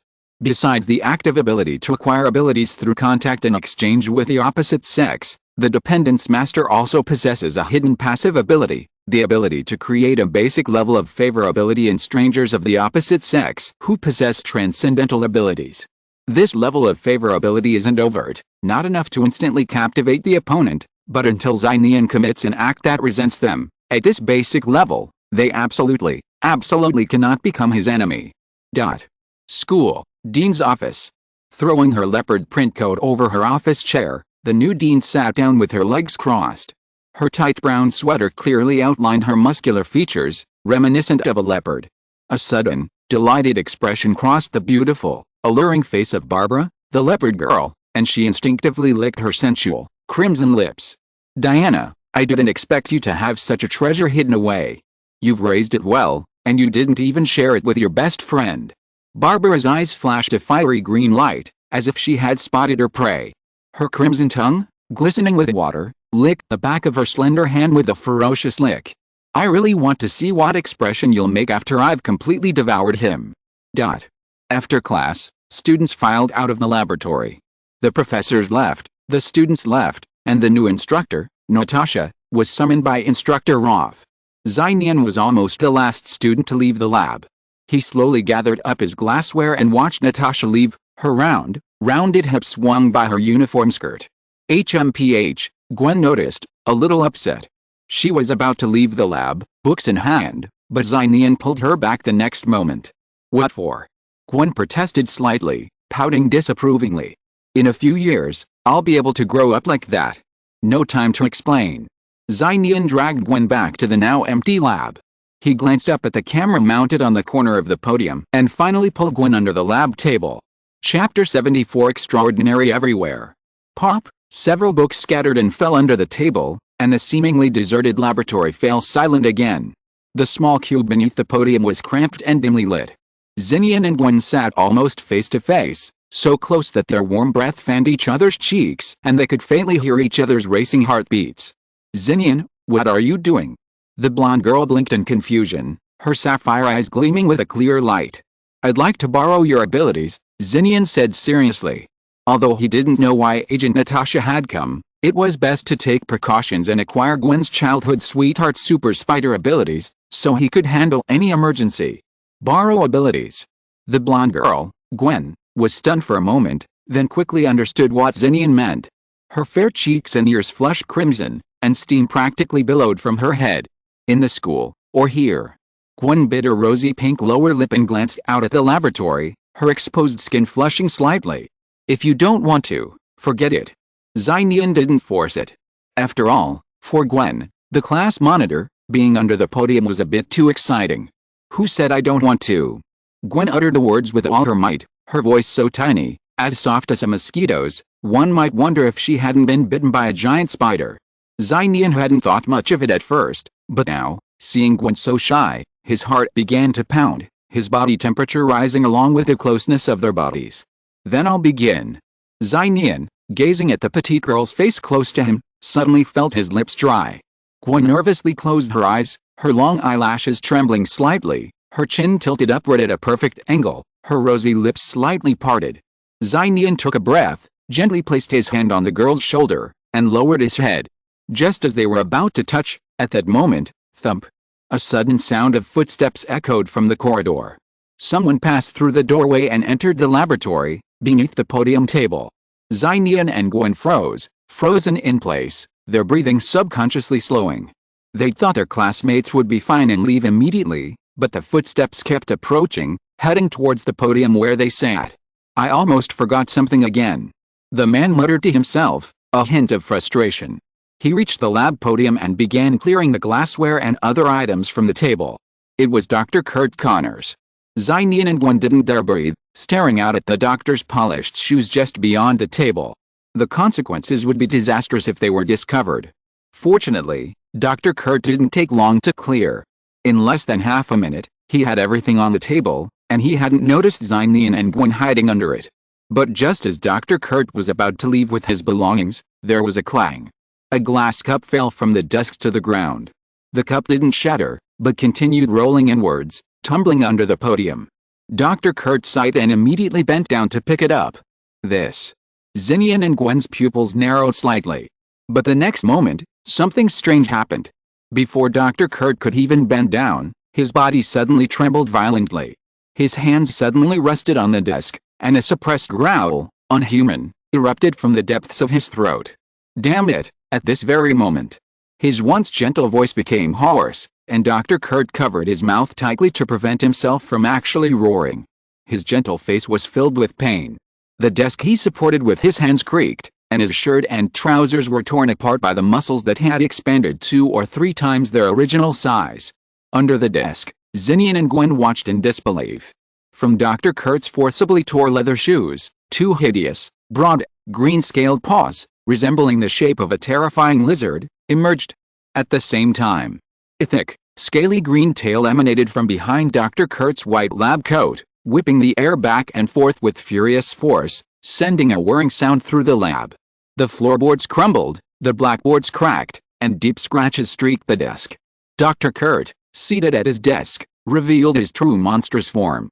The doctor is actually a lizardman.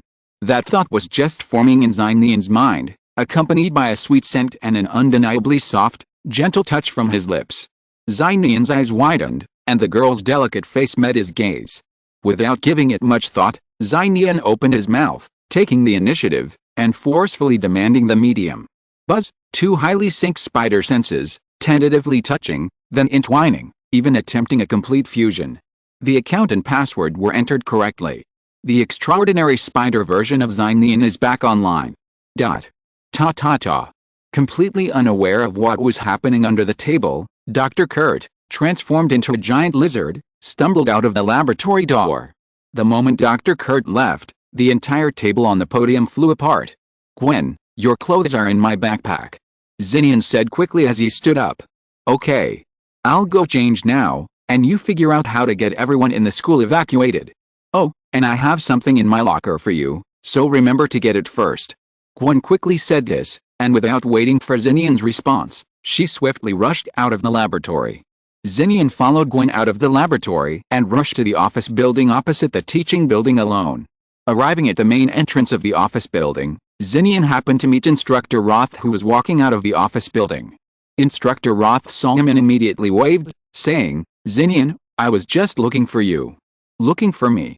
Nian was stunned. It's the new Dean of Studies. She specifically mentioned your name and asked you to go to the Dean's office right now, Instructor Roth said, patting him on the shoulder. That's fine, Nian agreed, then said seriously, Instructor, listen to me. I just saw Dr. Kurt transformed into a lizard monster. I'm worried about the danger to the teachers and students. Please evacuate the students in the teaching building first. Instructor Roth shuddered and asked in disbelief, Dr. Kurt, a lizard monster? Is that true? I just saw it with my own eyes. Nian said firmly. Any other teacher or instructor would have dismissed such bizarre student talk as a joke. But Nian trusted Instructor Roth. After all, they had been through the Battle of New York together. Instructor Roth was silent for a moment, then nodded seriously, I understand. I'll evacuate the students now. With that, he hurried to the teaching building. Nian breathed a sigh of relief and continued into the office building, heading for the dean's office. He was worried that relying solely on Instructor Roth wouldn't be convincing enough, and the Dean of Studies just happened to be looking for him. Chapter 75, Leopard Girl, Black Widow. In the school building, near the top floor, an office stood at the end. Nian hurried over and knocked on the half-open door. Come in, a cold, feminine voice emanated from the crack. Nian immediately pushed the door open and stepped inside. He could see the curtains in the director's office were drawn, dimming the light slightly. Sitting in the office chair was a beautiful young woman draped in a leopard print coat, or perhaps, a lady would be more appropriate. She possessed a graceful and elegant demeanor, her figure at the peak of a woman's maturity and beauty, and thanks to her meticulous care, Her face bore no trace of aging. Her legs, bare from the knees, peeked out from beneath a brown sweater, casually and sensually clasped together. As she sat, the sweater was slightly rolled up, revealing the intersection of her round, slender thighs. She was a voluptuous, beautiful, and mature beauty, a woman who would draw men to her. She was comparable to the Natasha Nian had met, but with a touch of natural wildness. Is this really the dean of students who maintains school discipline? Surely there won't be any negative consequences? Nian couldn't help but grumble inwardly, but instinctively, he felt something was amiss. He flung the door wide open, letting the light behind him seep into the office. Close the door, Barbara said, turning her office chair slightly and facing Nian at the doorway. Well, why do you want to close the door? Nian felt a growing sense of unease. Barbara smiled mysteriously, her lips painted with dark lipstick slightly parted. Because, what I'm about to tell you is about Diana Prince, aka Wonder Woman. Are you sure you don't want to close the door? Before she could finish her words, the door slammed shut. The light in the completely sealed office was even dimmer than before. Who are you? Nian glared at Barbara coldly. Don't be so impatient, little one. Barbara swung her office chair back to its front and gestured to the chair across from her desk. Sit down and talk. Nian took a deep breath and chose to sit down across from her desk. Yes, that's the way to behave. Barbara's delicate and charming face grew increasingly pleased. Across a rather spacious desk, she looked at Nian with increasing favor. My name is Barbara Minerva. According to seniority in my relationship with Diana, you should call me Aunt, or Aunt Leopard. Barbara Minerva, Leopard. Nian's pupils shrank slightly, remembering that Aunt Diana had mentioned her best friend and enemy, Cheetah, in the bathroom, while recounting her past. Cheetah wasn't a superhero moniker. It was a complete supervillain. Seeing Nian's reaction, Barbara said with some surprise, It seems Diana has already told you about her identity and some things about me. Then you should also know that I was the one who slipped that photo of Wonder Woman into your house. Indeed, Nian paused, then said sincerely, and I want to thank you for that. Thank me? Why? Barbara looked a little taken aback. Nian responded, because the photo of yours gave my aunt and I the opportunity to overcome the estrangement that had existed for 16 years. Barbara's face remained stunned for a moment, then she burst into laughter, her sweater-wrapped chest shaking violently. I never expected that. I thought you'd become afraid and distanced yourself from Diana after learning her true identity. Surprisingly, your relationship has become even closer. Barbara said this with a smile, then suddenly peeled off the leopard print coat draped over her shoulders, revealing a sweater dress wrapped tightly around her. Are you ready to attack? Nian frowned. Now that he possessed Gwen's super spider powers, he wasn't particularly afraid of Cheetah. Even if he couldn't defeat her, he could at least escape. But now, without any battle suit or disguise, he would undoubtedly reveal his extraordinary abilities. He couldn't use his current spider powers unless absolutely necessary. Thinking of this, Nian quickly said, There's a lizard monster on campus right now, and I'm afraid it might invade here. Lizard monster. Barbara sneered. That Dr. Kurt Connors, right? I've noticed long ago. Your school is no ordinary place. The doctors are all disgusting freaks. But what does this have to do with me? My only target is you. Barbara said as she suddenly crouched down and slid under the office chair. Her slender hands, painted with dark nail polish, slid up along Nian's heels until they grasped one armrest. Leopard Woman poked her upper body out from under the desk, her towering breasts nearly bursting through her sweater. She trapped Nian in the chair with her impressive body, her narrow, beautiful eyes gleaming with a faint, animalistic green light. Diana's done a great job raising you. You must taste really good. Let me devour you. Cannibalism? Aunt Diana didn't say Leopard Woman could eat people. It seemed she had become a complete beast now. Nian's body tensed involuntarily, his super spider sense constantly warning him, and his clenched fists twitched. There was no choice but to resist, risking exposing his super spider abilities. Nian's eyes narrowed slightly. But just then, a sharp, piercing fire alarm blared outside the office. Then, the shouts and screams of teachers and students rang out.